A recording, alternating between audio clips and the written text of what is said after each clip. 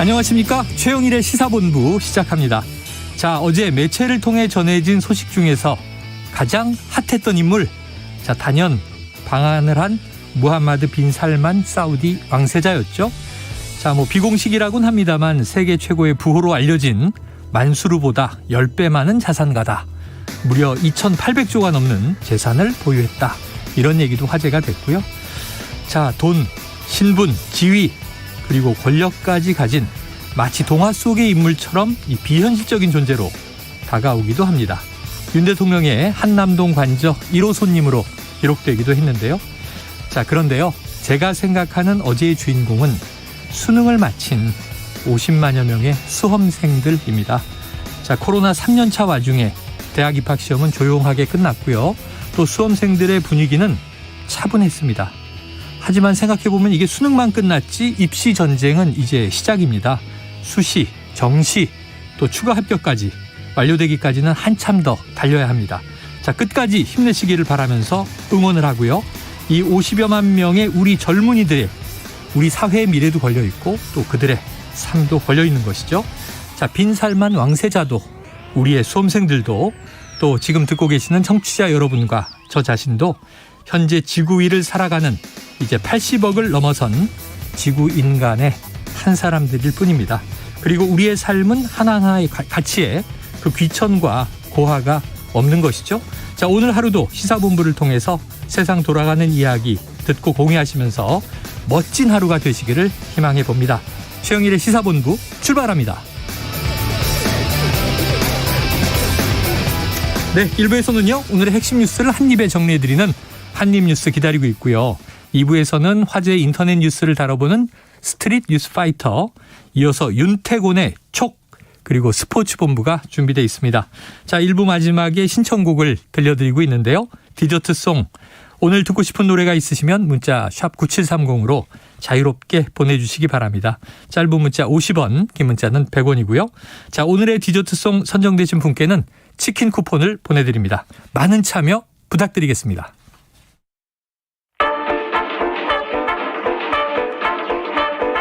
최영일의 시사본부 한입뉴스.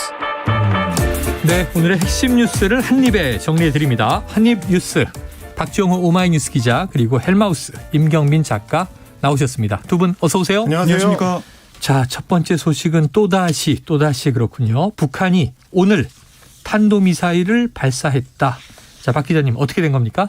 네, 이 합참에 따르면은 오늘 오전 10시 15분쯤 평양 순안 일대에서 동해상으로 발사된 이 장거리 탄도미사일 ICBM으로 추정되는 한 발을 우리가 포착했다라고 밝혔는데요. 네네. 지금 우리 군은 만반의 태세를 유지하고 있다라고 설명을 했는데 예. 어제에 이어서 이틀 연속 미사일을 쏜 거고. 그러네요.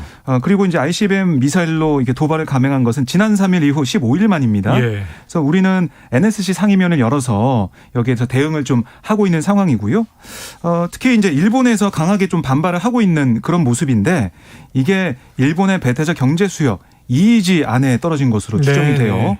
그래서 지금 태국 방콕을 방문 중인 기시다 후미오 일본 총리 에이펙 정상회의 때문에 가 있는데 네.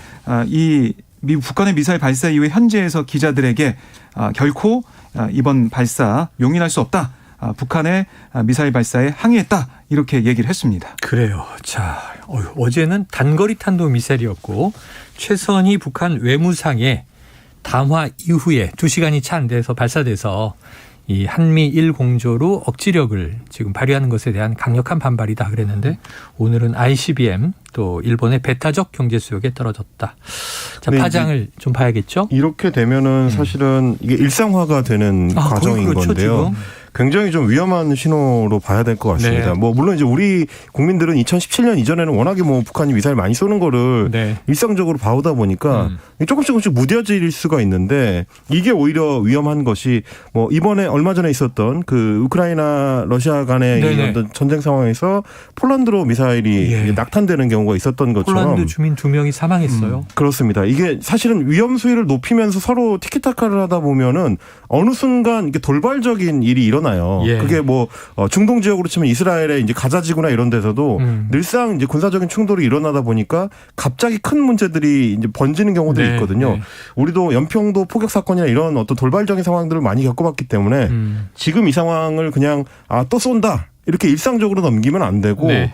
좀 이 상황을 관리하기 위한 적극적인 조치가 좀 필요해 보입니다. 물론 이제 우리 당국이나 뭐 미국과의 이제 연계를 통해서 여러 노력을 기울이겠지만 지금 상황이 계속 좀 길게 이어지는 거는 자칫하면 큰 위험을 불러올 네. 수도 있기 때문에 관리가 좀 필요한 상황이 아닌가 싶습니다. 그래요. 자, 지난번엔 또 NLL 이남으로 미사일이 떨어진 적도 있었죠. 자, 이거 좀 엄중하게 지켜봐야 될 것 같고요. 자, 다음 이슈는 자, 윤석열 대통령 이 동남아 순방 이후에 오늘 출근길에 처음으로 다시 도스태핑이 있었는데요. 자, 일부 대통령의 이제 육성을 듣고 오겠습니다. 대통령님 특정 언론사의 전용기 탑승 배제를 비롯해서 좀 논란도 있었습니다. 네. 그런 뭐 선택적 언론관이라는 비판도 일부에서 나오고 있는데 그런 비판에 대해서 좀 어떤 입장이신가요? 자유롭게 비판하시기를 저는 바라고요. 저는 언론의 또는 국민들의 비판을 다 받고 또 마음이 열려 있습니다. 다만 그 MBC에 대한 그 전용기 탑승 배제는 우리 국가 안보의 핵심 축인 이 동맹 관계를 사실과 다른 그런 가짜 뉴스로 이간질하려고 아주 악의적인 그런 행태를 보였기 때문에 대통령의 그 헌법 수호 그 책임의 일환으로서 그런 부득이한 조치였다고 저는 생각을 하고, 그래서 저는 언론의 자유도 중요하지만 언론의 책임이 민주주의를 떠받치는 기둥이라는 그 측면에서 매우 중요하다고 생각합니다. MBC가 뭘 악의적으로 했다는 거죠? 뭐가 악의적이에요? 야, 뒤에 이제 기자가 약간 항의하는 듯한 네. 그 재질문이 이어지고 있는데 지금 이 윤 대통령의 어조는 강합니다. 헌법도 등장을 하고요. 자, 동맹 관계를 훼손하려는 악의적인 가짜 뉴스였기 때문에 그렇게 한 것이다라고 이야기를 했어요. 자, 이게 임 작가님. 네. 그 대통령실 비서관과 또 MBC 기자 사이에 설전까지 벌어졌다는 이야기 뭡니까? 뭐 이제 조금 전에 들으신 것처럼 마지막에 이제 MBC 기자가 이 대통령이 이제 들어가려고 하는 뒤에다가 이제 그렇게 묻거든요. 아, MBC 기자군요. 네, 뭐가 그 이제 악의적이라는 거죠? 네, 이렇게. 뭐가 악의적이냐라고 물었는데 이제 그걸 두고 이제 대통령실의 이기정 비서관이 네네. 왜 대통령이 그렇게 들어가는데 그 뒤에다 대고 이제 그렇게 얘기를 하느냐. 이런 식으로 하면 되겠느냐라고 해가지고 MBC 기자하고 이제 이기정 비서관 사이에 좀 언쟁이 있었습니다. 아, 그래요. 근데 이기정 비서관이 이제 YTN 또 기자 출신이다 맞습니다. 보니까 MBC 기자가 아니 기자 출신이 이렇게 질문을 가로막고 이러시면 어떻게 하냐. 질문도 못 하느냐. 질문하려고 단상을 만들어 놓은 거 아니냐. 이렇게 반박을 하니까 이기정 비서관은 말꼬리 잡지 말고 보도를 잘해라. 이렇게 또 답변을 합니다. 네. 그러니까 또 이제 MBC 기자가 이제 쫓아가면서 아직도 이게 무슨 군사 정권이냐 이렇게 편협한 언론관이 문제다. 공개석상에서 대통령과 기자들이 질의응답을 하고 있는데 비서관이 왜 끼어드느냐 이제 이렇게 지적을 이어가기도 했습니다. 네. 이 장면이 사실은 다 지금 녹화가 돼가지고 예. 제가 뭐 조금 전에도 이제 내용 확인을 좀 해보려고 예. MBC 유튜브 채널에 들어갔더니 MBC는 이제 이기정 비서관하고 MBC 기자가 언쟁 벌리는 장면을 캡처를 해가지고 네. 거의 무한 반복을 지금 하고 있더라고요. 올려놨어요. 유튜브 채널에서는. 네. 그러니까 지금 이 사안에 대해서 굉장히 좀 엄중하게 보고 있는 뭐 MBC뿐만이 아니고 예. 매체에 종사하고 있는 언론계 종사자들도 굉장히 좀 엄중하게 보고 있다. 네. 그렇기 때문에 대통령실도 굉장히 좀 예민하게 대응을 네. 하는. 조금 전에도 사실은 이재명 부대변인이 서면 브리핑을 했어요.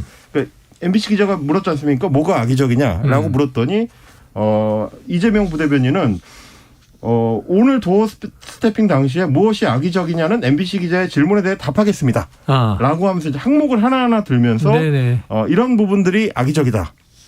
무려 10가지 항목. 네네. 10가지 항목을 하나하나 이제 항목을 거론하면서 이제 반박하는 방식으로 그동안 이제 이야기 입장을 됐던 내놨습니다. 것들인데 네네. 예를 들면 이제 두 번째 3개국 순방 때 나왔던 이른바 비속어 논란 MBC가 최초 보도를 하면서 이제 자막을 달았는데 그 내용이 예를 들면 이제 바이든이 아니라 날리면이다. 이제 이렇게 얘기가 된 거고. 뭐 그렇죠. 그리고 이제 국회하고 가로 열고 미국 가로 닫고 미국을 지칭한 게 아니다.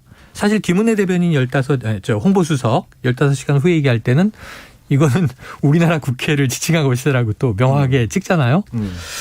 자, 뭐 이제 또 재연 문제도 있습니다.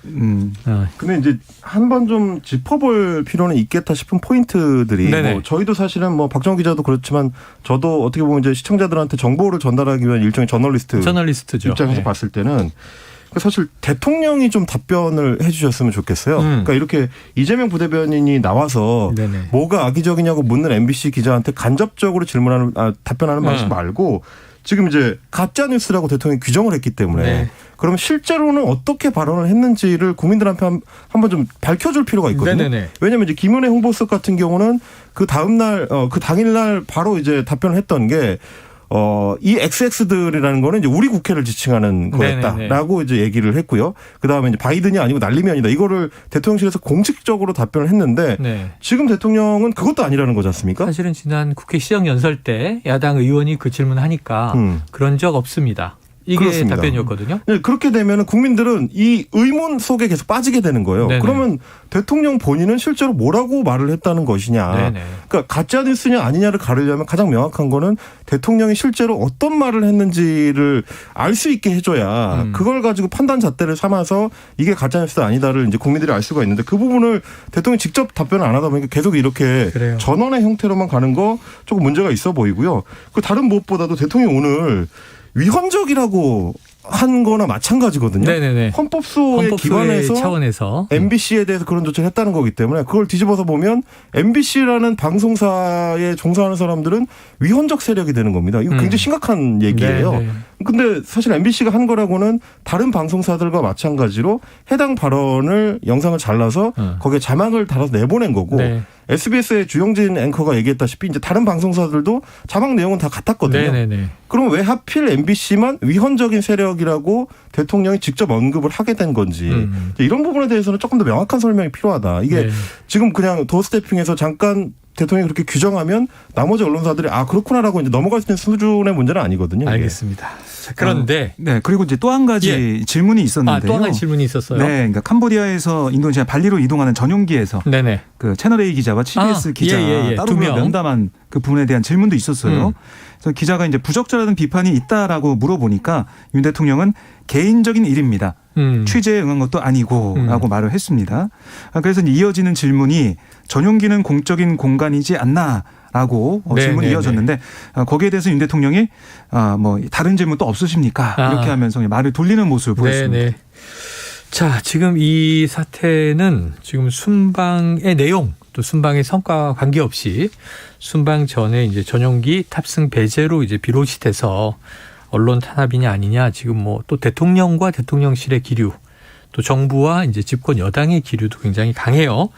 자, 지금 국민의힘 비상대책위원인 김상훈 의원이 MBC 광고기업 제품의 불매운동을 사실상 촉구하는 그런 발언을 해서 논란이 되고 있는데 어떤 이야기가 나왔던 겁니까? 네, 이제 김상훈 의원이 어제 오전 국회에서 열린 당 비대위 회의에서 MBC를 향해 뭐라고 했냐면 윤 대통령과 현 정부의 악의적인 보도와 좀 의도적인 비난으로 뉴스를 채우고 있지만 그럼에도 불구하고 MBC 프로그램은 유력 대기업 광고로 도배돼서 막대한 수입을 올리고 있다. 네. 이렇게 얘기를 한 거예요. 그러니까 이 많은 대기업이 초대형 광고주 MBC의 물줄을 자임하고 있다라고 분석을 했고 네. MBC를 이 편파 왜곡 방송으로 규정하고 MBC 광고 기업 제품 불매 운동에 동참 서명한 사람들이 33만 명을 넘어서고 있다. 그리고 MBC 상대 광고 중단 운동을 이렇게 또 언급을 한 거예요. 네. 예, 이분들은 사회적 기업이자 국민 기업인 삼성 등이 MBC에 광고를 제공하는 것을 즉각 중단해야 하고 이건 선택이 아닌 의무라고 역설한다. 공영방송을 차처하는 MBC와 광고주들은 귀를 기울여야 될 대목이다. 이렇게 얘기를 했는데 그러니까 이게 이런 서명 운동이 벌어지고 있으니까 이걸 잘 참고해야 된다라고 MBC를 향해서 얘기한 셈인데 근데 이 내용을 쭉 들어보면 대기업 특히 뭐 삼성 뭐 이게 언급도 했지만 대기업들이 광고를 중단해야 되는 거 아니냐 이런 또 의미를 담아서 얘기한 발언이다라는 지적이 나오고 있는 겁니다. 해석을 하면 취지는 MBC에 광고 주지 마시오 이런 얘기 아니냐 이렇게 들릴 수 있다는 그렇게 거고. 들릴 수 있다는 거죠. 왜냐하면 그런데 이제 지금 구체적으로 기업을 이제 특정을 해가지고 거론을 해버렸거든요. 네. 이게 이제 뭐 사적인 자리에서 뭐 두 사람 세 사람이 모여서 나눈 얘기가 아니고 공개 발언이었던 거죠. 여당의 비상대책회의에서 비상대책위원이 공개적으로 발언한 거란 말이죠. 그러니까 무게감이 다를 수밖에 없어요. 근데 이제 지금 박정 기자님 짚어주신 것처럼 이게 사실상 광고 중단 압박이 아니냐라고 해석될 수 있는 여지가 있는 거라서 참고로 좀 말씀을 드리자면 사실 이게 2013년에 어떤 그 시민단체들에서 이제 비슷한 광고 불매 운동을 벌인 적이 있습니다. 그 당시에는 저 언론 소비자 주권이라는 그 시민단체에서 조중동에 대한 불매 운동의 일환으로 광고주들한테 이제 회사로 전화를 해서 광고를 주지 말라고 하거나 혹은 뭐 사내 게시판에 쓰거나 이제 이런 식의 운동을 벌였는데 그것도 대법원에서는 이런 압박 행위가 광고주들의 자유의사를 제압할 만한 세력으로서의 위력에 해당한다. 이렇게 해서 유죄 판결을 내리는 적이 있습니다. 근데 이제 소비자들의 이런 행위에 대해서도 위력 행사로 봤던 우리 대법원이 과연 집권 여당의 국회의원이다 비대위원이 공개적으로 이런 압박성의 발언을 한 거에 대해서는 과연 어떻게 평가를 할까? 이 부분은 조금 더 신중하게 고민을 했어야 되지 않나? 이 발언을 하기 전에 조금 더 고민이 필요하지 않을까? 뭐 이런 생각을 좀 하게 됩니다. 그래서 정진석 비대위원장에게 기자들의 질문이 또 있었는데요. 정진석 위원장은 어제는 일단 뭐라고 말했는지 잘 듣지 못했다.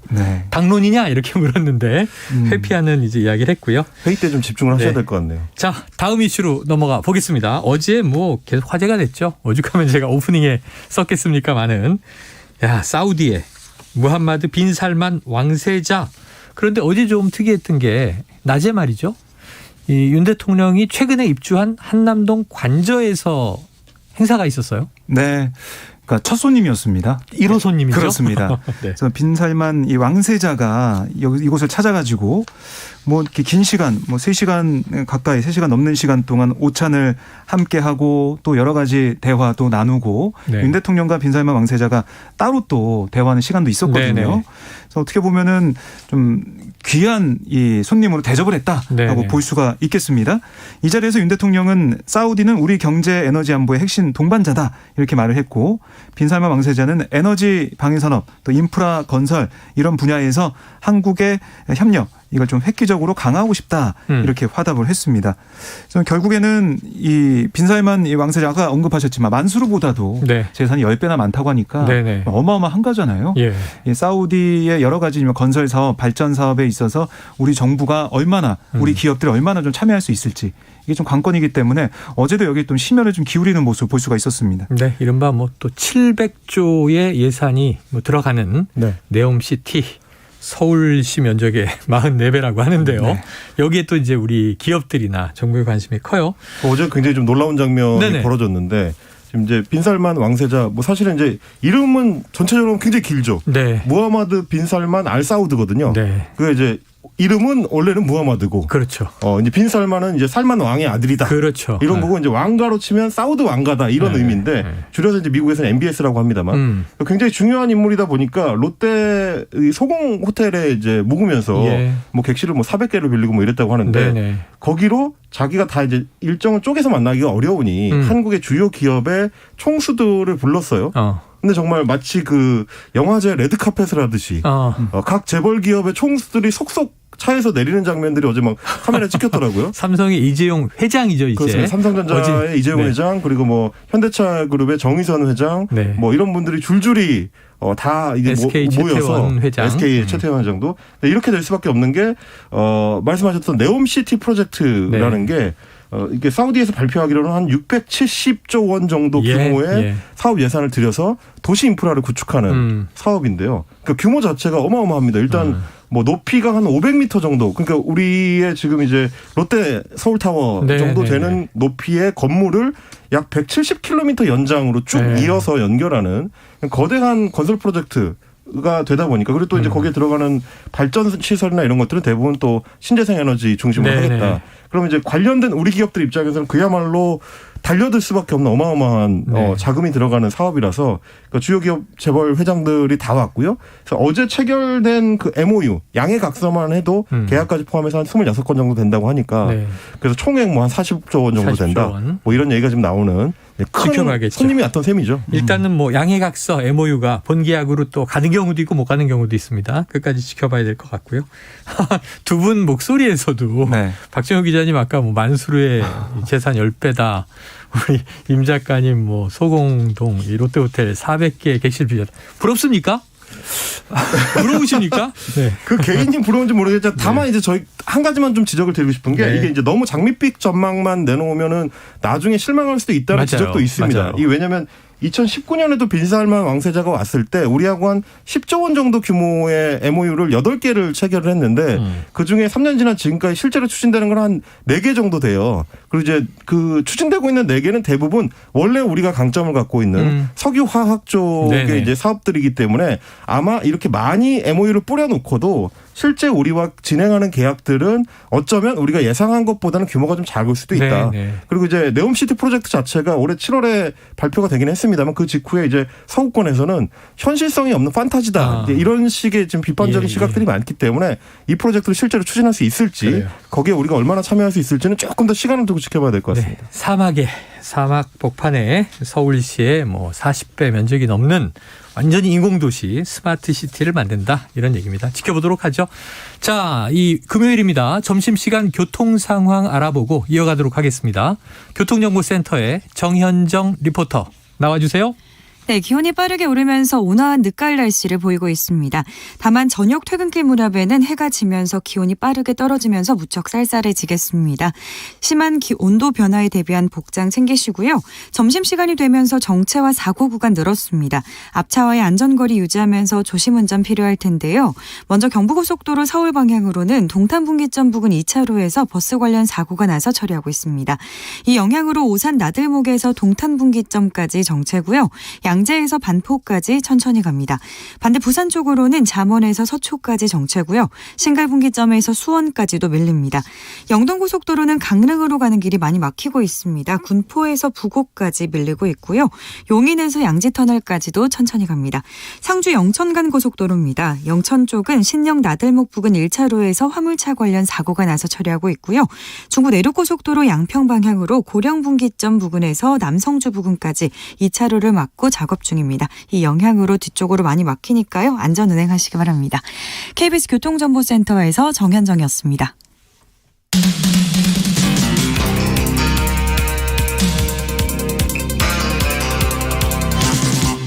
최영일의 시사본부. 네, 자, 민주당 쪽은 이제 검찰이 계속 수사하고 있는 인물들이 늘어나고 있었습니다. 그런데 또 갑자기 튀어나온 소식이요. 민주당의 노웅래 의원, 지금 민주연구원 원장이죠? 네, 그렇습니다. 물러나겠다고 네네. 했습니다. 물러나게 날 예정인데 네. 아직은 원장인데 자택을 추가 압수수색하고 있다. 이게 지금 벌어지고 있는 일입니까? 네, 지금 거의 마무리가 된 걸로 지금 전해지고 있는데요. 아하. 사실 이 지난 16일에 검찰이 영장을 받아서 압수수색을 했죠. 네네. 자택도 했었는데 그때 다량의 현금 다발이 확보가 되고 발견이 됐습니다. 그런데 영장에는 이 현금이 포함되지 않아서 압수 대상에 네네네. 그때는 못하고 봉인 조치만 해두고 법원으로부터 다시 영장을 발부받았어요. 그래서 추가로 받았어요. 그렇습니다. 오늘 이제 자택에 가서 장롱안에서 발견된 돈다발 이걸 좀 확보했다라고 보시면 되겠고요. 그래서 뭐 이 금액이 뭐 3억 정도 된다, 5만 원짜리 이제 다발이다 이런 얘기도 네네네. 나오고 있고.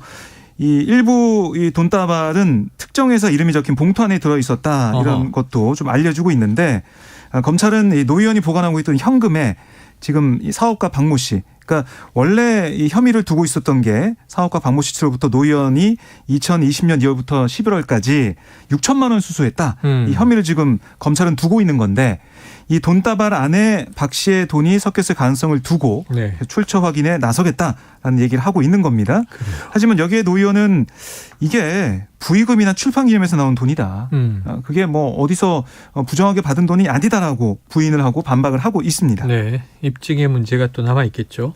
지금 워낙 여러 가지가 민주당 관련 수사들이 벌어지고 있어서 자, 지금 이재명 대표의 측근 김용 부원장은 구속 기소 상태인데 그다음에 정진상 대표실 정무조정실장이 소환조사 받고 구속영장 청구됐잖아요. 그 오늘 신문이 있는 거죠? 그렇습니다. 오늘 이제 법원에서 이제 구속신문을 받게 되는데요. 네. 일단 정 실장 같은 경우는 이제 그 뇌물수수 혐의를 이제 주로 지금 받고 있습니다. 네네. 그래서 약 1억 4천만 원 정도의 금품을 대장동 일당으로부터 이제 받았다. 네. 그리고 이제 관련된 각종 사업 추진과 관련해서 이제 편의를 제공하는 대가였다라는 게 지금 검찰 측의 주장인데요. 네. 오늘 아마 이제 구속 관련된 여부가 판정이 나오면 이게 결국은 이재명 대표까지로 올라갈 수 있느냐 없느냐 그 속도가 어느 정도가 될 것이냐에 대해서 네. 갈림길이 될 걸로 보입니다. 지금 정진상 실장 쪽에서는 굉장히 좀 적극적으로 변호를 하고 있고 언론에다가도 계속해서 이제 사실관계를 확인하는 어떤 적극적인 조치들을 하고 있는 상황이라 오늘 어떻게 되느냐에 따라서 이후에 수사 속도를 결정을 할 수도 있는 네. 그런 그런 상황이라고 할 수 있을 것 같습니다. 그래서 어제 이제 그 영장 청구할 내용을 보니까 검찰도 굉장히 좀 작심한 듯이 한 30여 장 정도의 분량으로 이제 영장을 만들었던데요. 이게 웬만한 공소장보다도 이제 훨씬 두꺼운 네. 두께로 그만큼 이제 내용을 좀 상세하게 적어서 이번 구속영장 여부에 검찰 입장에서도 나름의 이제 승부수를 띄우고 있다 이렇게 네. 볼 수 있을 것 같습니다. 자, 그동안 뭐 언론 통해서 전해진 바에 따르면 김용 부원장 때는 거의 묵비권을 행사하고 혐의를 다 부정했다는 건데 정진상 실장의 경우에는 뭐 조목조목 반박을 했다고 네. 하니까 오늘 심의 신문에서도 굉장히 이제 검찰 측과 정 실장 측이 맞설 텐데요. 과연 법원은 어떤 결정을 내릴지 오늘 밤 늦게 아니면 또 내일 새벽에 나오게 될 사안입니다. 자, 또 한 가지가 있어요. 지금 이 경찰이 재산 축소 신고 의혹을 받고 있던 김은혜 대통령실 홍보수석 사실은 지난 지방선거에서 경기도지사 후보로 나왔잖아요. 그렇습니다. 근데 이때는 또 일부는 확인이 됐으니까 그때 이렇게 공고문이 붙기도 했지 않습니까? 네. 그런데 불송치했다. 이건 어떻게 된 얘기입니까? 네, 이게 이제 선거 때 민주당 경기도당이 이 김은혜 당시 이제 후보가 재산 신고를 하면서 배우자 소유 건물 가격을 15억 원 정도 축소 신고했다. 네네. 그리고 보유증권 1억 원 가량을 누락 신고했다. 하고 공직선거법 위반 혐의로 이 고발을 한 거예요. 그런데 이 경찰의 설명을 좀 들어보면 이게 국회의원 재직 당시에도 또 도지사 출마 때와 같은 부동산 가액을 3차례 신고를 했고 네. 당시 국회 공직자윤리위원회에서 가액 산정에 대한 소명 요구나 지적을 받은 사실이 없었다. 이 점을 불송치 판단 근거로 들면서 네네네. 이렇게 결정을 내린 거예요. 경찰 관계자는 뭐 이런 거죠. 그러니까 동일한 금액을 계속 했었는데 문제 제기가 없었기 때문에 그리고 여기에 대해서 인식을 김은혜 후보가 당시에 이제 하고 일부러 한 거냐 거기에 대해서도 그렇지 않은 걸로 경찰은 판단한 걸로 보입니다. 그래요. 앞으로 어떻게 또 될지 지켜봐야 되는데 좀 약간 공교롭다. 이것은 이제 야당 인사는 대대적으로 압수수색을 하고 여당 인사는 또 불송치. 그러니까 이제 좀 여러 가지 시각이 갈리는 것 같아요. 자, 이태원 참사 또 12구 참사 이렇게도 부르는데 지금 수사하고 있는 특별수사본부가 박희영 용산구청장을 피의자로 소환 했다. 언제 하는 겁니까? 네, 지금 오늘 박희영 구청장은 피의자 소환 조사를 지금 받고 있습니다. 지금 받고 있습니까? 그리고 네. 오후에 류미진 총경이 또 피의자로 소환이 되는데요. 서울청의 당시 상황관리관. 그렇습니다.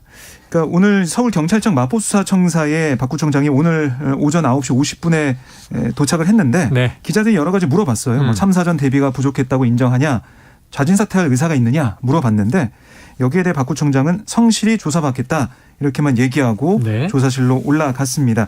그래서 특수본은 오늘 이 조사를 통해서 용산구청과 뭐 여러 가지 얘기를 통해서 직원들이 또 구청장이 여러 가지 계획을 세우고 있었는지 준비를 잘 했었는지 안전대책을 어떻게 만들었는지 실제로 어떤 업무를 했는지 이걸 추궁하고 있는 상황이고요.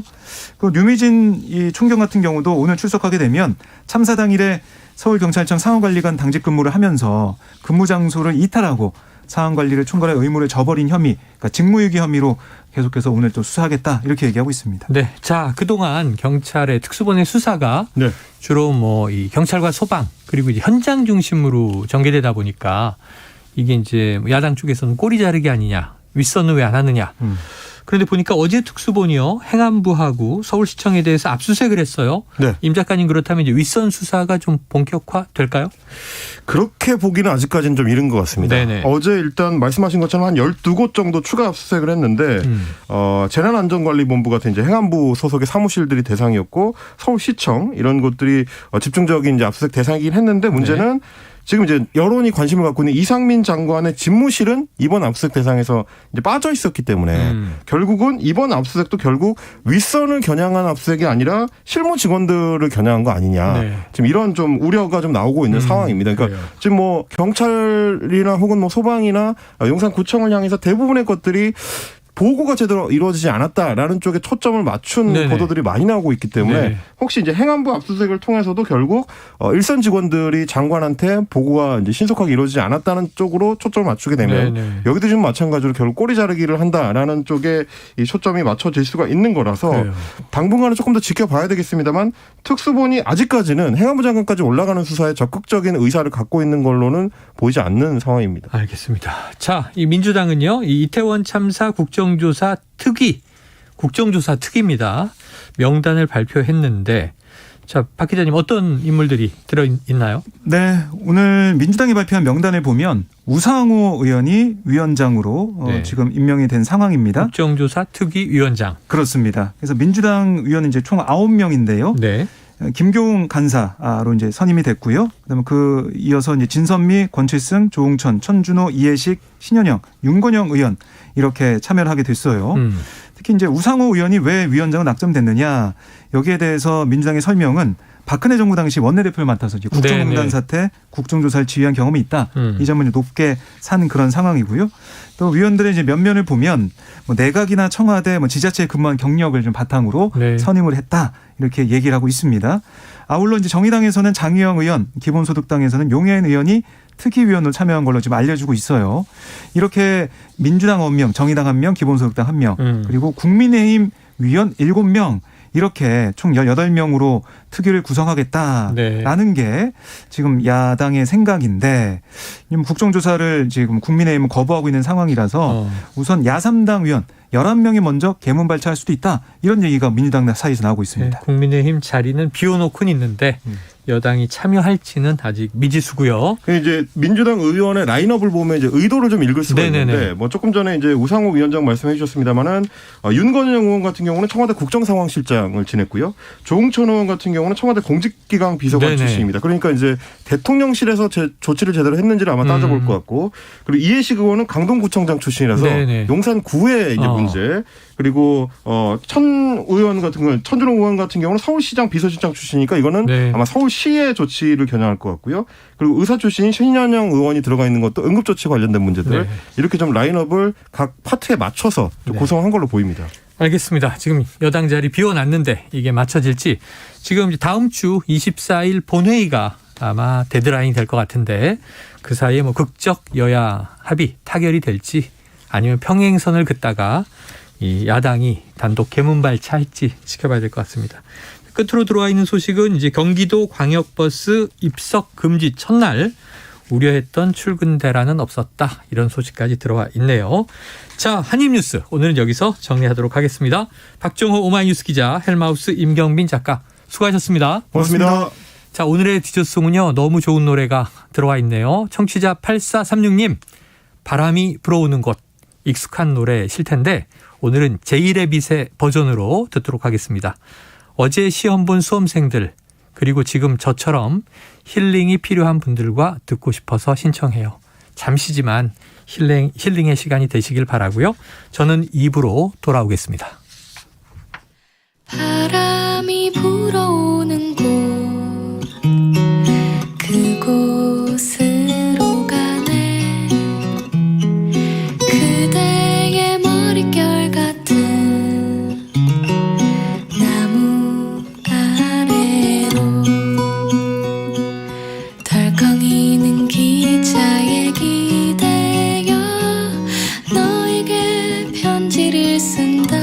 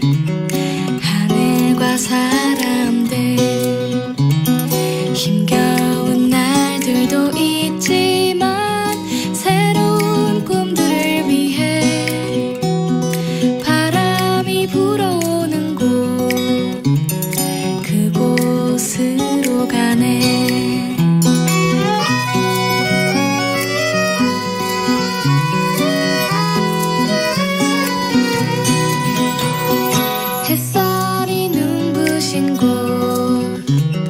그곳으로 가네 바람에 내 몸 맡기고 그곳으로 가네 줄렁이는 파도에 흔들려도 수평선을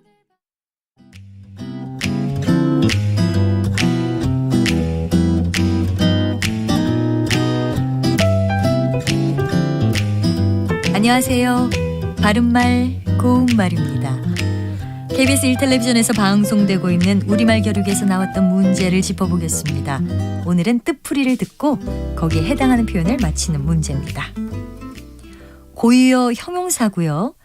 잡스럽고 탁한 것이 섞이지 아니하다와 살림이 넉넉하지 못하고 박하다란 뜻을 가진 이음절로 된 표현 무엇일까요?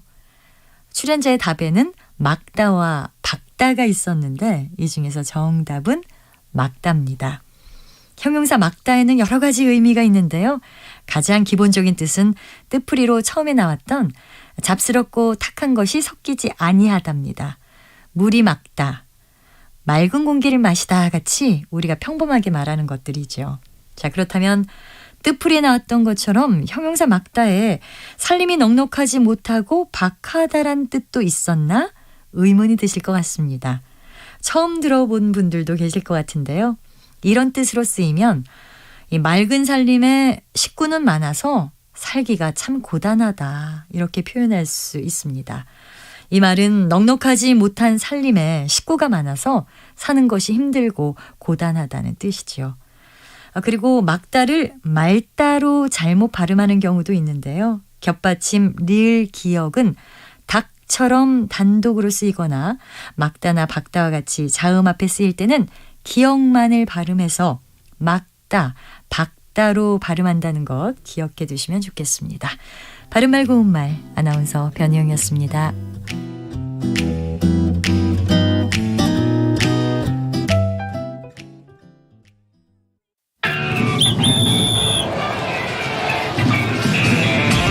네, 화이팅해요. 시간 불가능할 것 같지만 마음 같아서 무패로 그냥 쭉 이어가고 싶은데 잘 됐으면 좋겠어요. 선수분들 열심히 준비하셨을 테니까 부상 당하지 마시고 즐겁게 즐기시면서 후회 없이 상위권에 올라가면 국민들 이렇게 의기소침해 있는데 굉장히 큰 힘이 될 것 같아요. 모두 어려운 상황이긴 한데 축구 선수들 힘내셔서 국민들한테 좋은 소식 주셨으면 참 좋겠습니다. 응원합니다. KBS 1라디오에서는 2022 카타르 월드컵 조별리그 한국 국가대표팀의 경기를 해설 중계합니다. 1라디오 유튜브 채널과 인터넷 라디오 콩으로도 월드컵을 만나보세요. KBS 1라디오 2022 카타르 월드컵 특집 함께 꾸는 꿈 라디오 코멘터리 박스.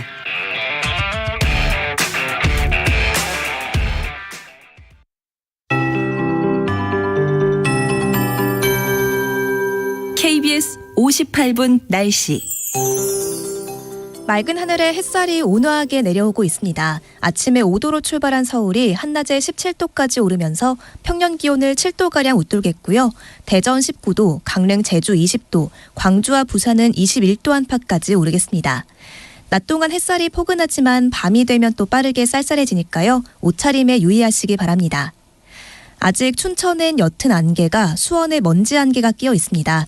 낮에도 시야가 흐린 구간이 있어서 조심히 이동하셔야겠습니다. 공기질은 대체로 무난한 가운데 경기 남부와 충남, 대구를 중심으로 초미세먼지 농도가 높게 나타나고 있습니다.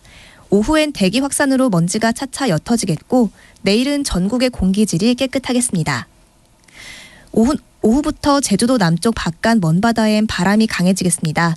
모레까지 물결이 최대 4m로 높게 일면서 풍랑특보가 내려질 가능성이 있습니다.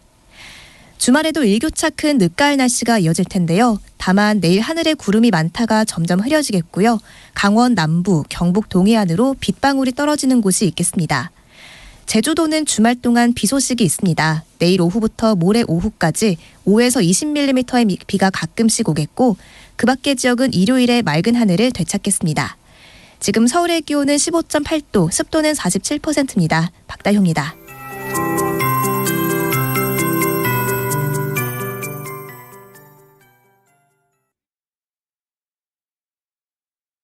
정성을 다하는 국민의 방송 KBS가 1시를 알려드립니다. AM 711kHz, FM 97.3MHz, KBS 1라디오입니다. HLKA.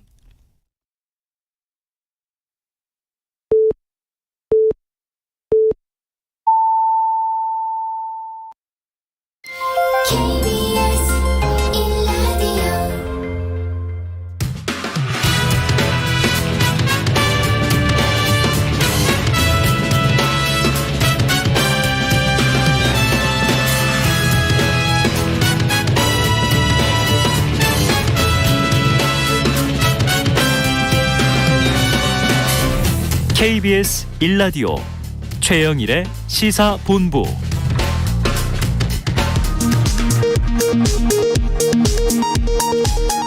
이 시각 라디오 정보센터 뉴스입니다. 합동참모본부는 오늘 오전 10시 15분쯤 북한이 평양 순안 일대에서 동해상으로 발사한 탄도미사일을 포착했다고 밝혔습니다. 합참은 이 미사일을 대륙간 탄도미사일 ICBM이라고 밝혔습니다. 이태원 참사를 수사 중인 경찰청 특별수사본부가 오늘 오전 박희영 용산구청장을 피해자 신분으로 소환해 조사 중입니다. 오후에는 참사 당일 서울경찰청 상황관리관을 맡았던 류미진 총경을 소환 조사할 계획입니다. 더불어민주당 등 야3당이 이태원 참사 국정조사 특별위원회에 참여할 야당목 위원 11명의 명단을 확정했습니다. 위원장에는 4선 우상호 의원을 내정했습니다. 국민의힘은 경찰 조사가 우선으로 수사 결과가 나온 뒤에 필요하다면 국정조사를 할 수 있다는 입장을 유지하고 있습니다. 금리 인상과 집값 하락으로 부동산 거래 절벽이 계속되는 가운데 11월 셋째 주 서울 아파트 매매 수급 지수가 70선 아래로 떨어졌고 수도권 아파트 매매 수급 지수도 최근 최저 기록을 갈아치웠습니다. 최근 10년 사이 가장 낮은 수치입니다. 지금까지 라디오 정보센터 뉴스 정한나였습니다.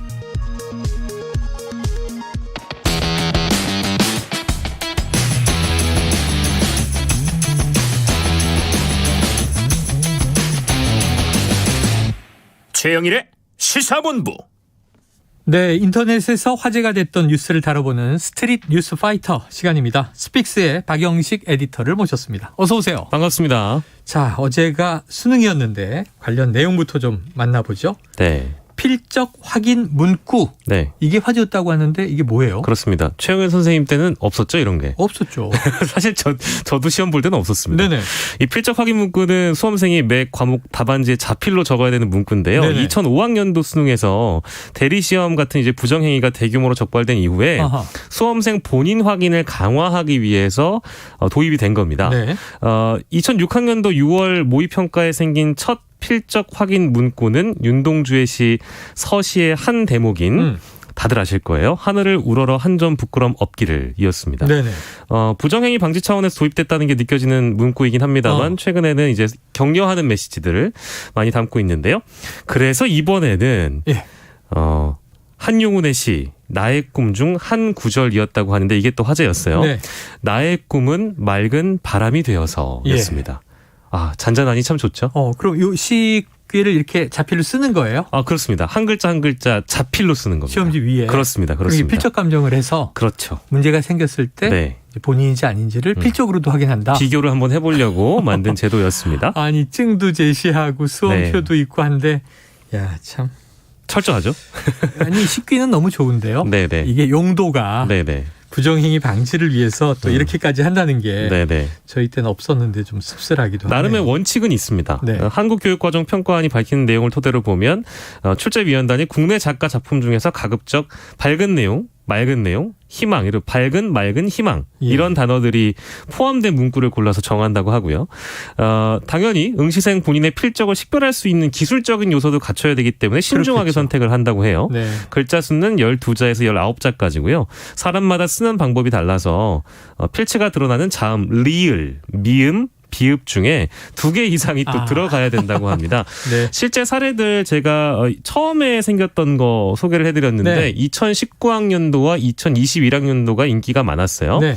김남조의 편지 2019학년도였는데요. 그대만큼 사랑스러운 사람을 본 일이 없다라는 문장이었고요. 2021학년도 나태주 들길을 걸으며에서 발표했습니다. 많고 많은 사람 중에 그대 한 사람 등이 있는데요. 네. 다른 내용들도 너무 좋은 게 많아가지고요. 2006년부터 최근까지 있었던 걸 한번 찾아보시면서 예. 마음의 위안을 받으실 수 있다면 좋겠고요. 수험생 여러분들 아무튼 수능 보느라 참 고생하셨습니다. 네, 글들은 좋지만 결국은 당신이 당신인지를 입증하겠다 이런 뜻이잖아요. 원 목적은 그렇지만 위안을 주는 차원에서는 굉장히 아름다운 문구라고 저는 생각합니다. 결국 하루 종일 시험 문제 풀어야 되는데 아유 고생이 많습니다. 네. 여러 가지가 있었네요. 예. 처음 들었어요. 네. 자, 두 번째 소식. 자, 어제 있었던 수능 관련 소식입니다. 네. 듣기 평가 때문에 공항의 상공이 무척 빡빡하게 돌아갔다. 네. 어떤 일이 있었습니까? 맞습니다. 2023학년도 대학 수학 능력 시험 영어 듣기 평가가 이루어졌던 오후 한때 네. 항공편들이 도착하면 소음이 날 수도 있잖아요. 그래서 이 비행기들이 줄지어서 항공 위에 영공을 배회하는 모습이 포착돼서 화제인데요. 영공의 상황을 그래픽으로 만나볼 수 있는 한 웹사이트에서 이런 모습들이 포착이 된 겁니다. 어제 국토교통부가 수능 당일 낮 1시 5분부터 40분까지 국내 전 지역 항공기 이착륙을 금지한다고 밝혔는데요. 이 조치 때문에 해당 시간대에 영공을 비행 중이었던 항공기들이 지상으로부터 3km 이상 떨어진 곳에서 대기를 해야 했습니다. 그러니까 당연히 영공을 빙글빙글 돌 수밖에 없겠죠.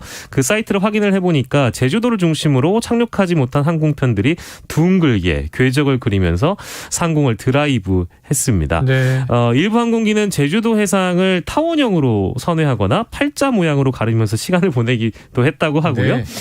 수능 영어 듣기 평가 시간이 당연히 종료되니까 상공에 머물던 항공편들은 마치 약속한 것처럼 제주공항에 착륙을 했고요.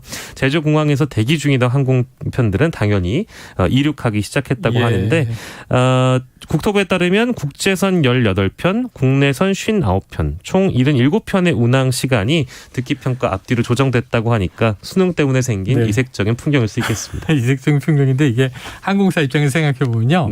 항공기에 들어가는 항공유가 굉장히 비싸요. 근데 이 지상에 대기하다 이륙한 항공기는 할 수 없지만 35분 동안 선내 비행을 했다.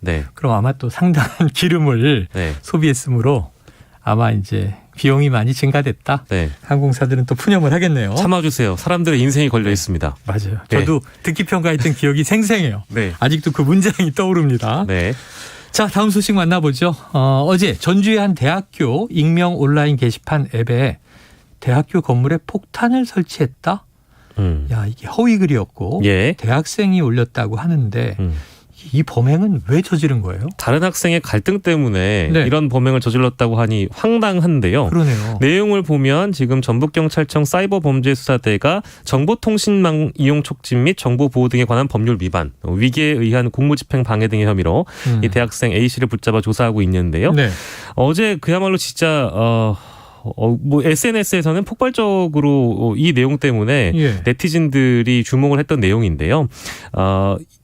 오후 2시쯤이었습니다. 대학교 커뮤니티 앱 에브리타임 에타라고 알려져 있는데요. 5회에 걸쳐서 대학교 건물에 폭탄을 설치했다. 5번이나? 네네. 허위 게시물을 게시한 혐의를 A씨는 받고 있고요. 다치고 싶지 않으면 근처로 가지 말라. 타이머를 세팅해 두었다는 등 대학 내 건물에 폭발물을 설치했다는 경고성 내용이 담겨 있고요. 이어서 허위 발언 중에는 터졌다. 사람이 죽었다. 이런 걸 연달아 올려서 온라인이 그만큼 시끌시끌 할 수밖에 없는 내용이었고요. 해당 글을 본 한 학생의 의심 신고로 경찰과 소방 또 심지어 육군의 폭발물 처리반이 출동해서 150여 명이 동원됐고요. 합동수색 벌여서 장비 탐지견까지 동원을 했는데 3시간 반 동안 건물을 수색해봤는데 다행히 폭발물은 발견되지 않았습니다. 그 일대에서는 당연히 출입이 통제됐고요. 해당 건물에 있는 학생들 또 교수 선생님들 긴급 대피했다고 하니까 여파가 얼마나 컸는지 우리는 알 수 있는데 IP 추적을 경찰이 해봤고 용의자를 특정한 뒤에 사건 7시간여 만인 오후 8시 50분쯤에 전주시 모처에서 A씨를 붙잡았는데 황당합니다. 결론부터 말씀을 아까 드렸지만 한 학생과 갈등이 있어서 그랬다. 이렇게 범행을 인정했고요.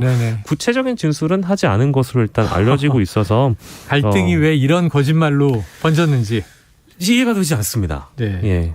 이해가 되지 않네요. 예를 네. 들면 이제 어떤 학생을 그 건물에 가지 못하도록 하기 위해서 네. 이랬을지는 모르겠다는 이제 막연한 생각은 추정이 되지만 예. 자세한 건 이제 진술이 나와야 되겠죠. 네. 하지만 이제 그 갈등이 어떤 것이든 당사자 간 풀던가 네. 가까운 지인들과 풀어야지. 불특정 다수의 사람, 이 150명이 동원됐는데 이분들은 무슨 고생이에요. 그러니까요. 도를 넘는 장난이기 때문에 경찰도 역시 사안이 엄중하다고 생각해서 구속영장 신청 여부도 검토하고 있다고 합니다. 알겠습니다. 자, 다음에 이제 훈훈한 소식 하나 보겠습니다. 예. 춘천의 한 가정에 기적이 일어났다. 이건 어떤 소식입니까? 네. 강원 춘천시 퇴계동에 살고 있는 박모 씨가요. 네. 최근에 희귀 질환을 앓는 딸을 위해서 진행한 국회 청원이 목표 인원인 5만 명을 모두 채운 것으로 확인해서 감격하셨다고 합니다. 네. 우리 가정에 기적이 찾아왔습니다. 솔직히 청원 초반에는 다들 어렵다고 말씀도 주셨고 그렇게 생각을 했는데 너무 감사한 마음뿐이라면서 언론에 밝혔는데요. 네. 아마 많은 분들이 들어보시지 못한 그런 희귀 질환일 겁니다. 이 선생님의 딸이 X염색체 우성 저인산혈증 XLH라고 부르는데요. 네네. 이렇게 이름이 생소한 질병과 20년 넘게 싸우고 있는데 아이고. 국내에 환자가 100여 명도 안 된다 그래요. 그래서 극 희귀 질환으로 분류가 되고 있는데 유전병이라고 합니다. 적절한 필요가 없다면 환자가 평생 심각한 근골격계 통증 그리고 장애를 떠안고 살아야 돼서 실제 이 박 씨의 딸도 극심한 고통을 겪고 있는 상황인데요. 문제는 지금 식약처가 2020년에 해당 질병의 치료제 크리스비타를 승인했는데 1년치 약값이요. 2억에서 3억 원가량 아이고. 들어가는 상황이어서 어떡해요. 보험 처리가 안 됩니다. 건보 네네. 처리가 되지 않아서 너무 큰 부담인데요. 그래서 아빠인 박 씨가 지난달 17일에 XLH 치료제 크리스비타 신속 사용 승인에 관한 국민 청원을 올린 것입니다. 네. 건강보험 적용을 해달라 이제 이런 요구겠죠. 예.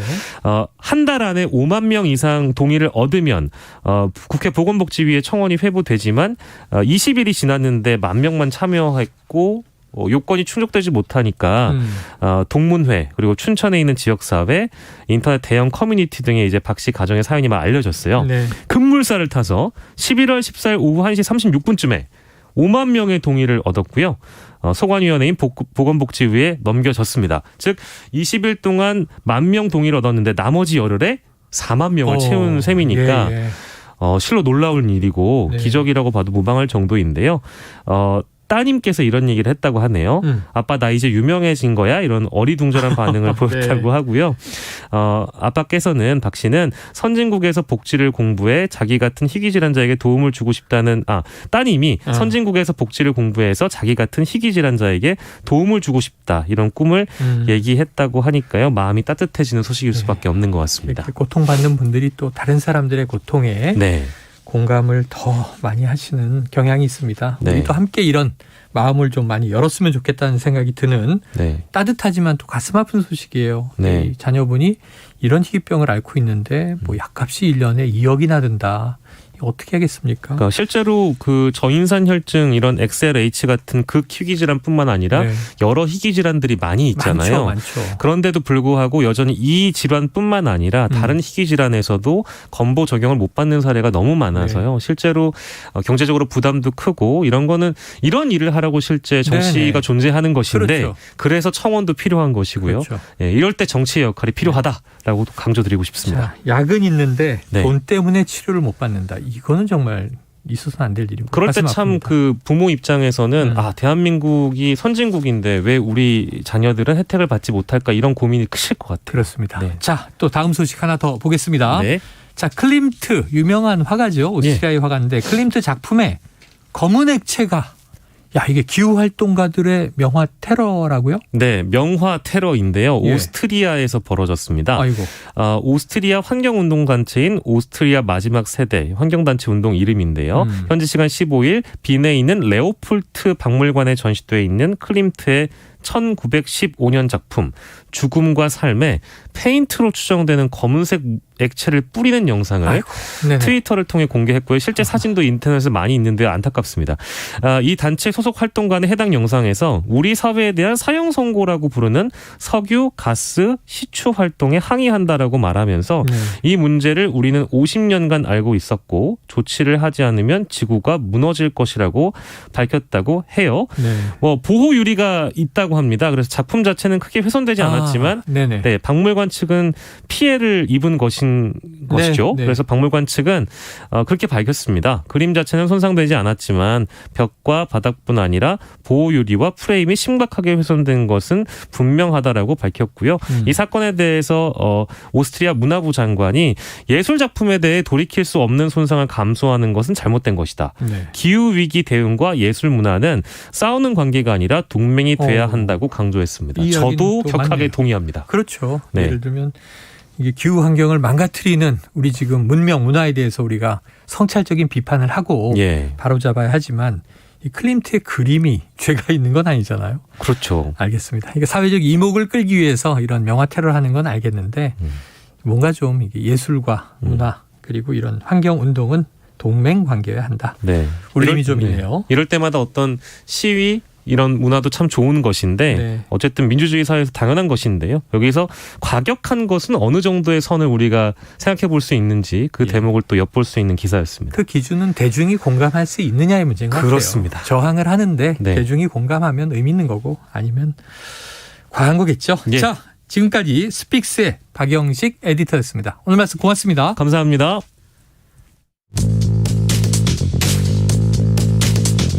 최영일의 시사본부는 여러분과 함께합니다. 짧은 문자 50원, 긴 문자 100원이 드는 샵 9730. 라디오 어플 콩과 유튜브는 무료로 참여하실 수 있습니다.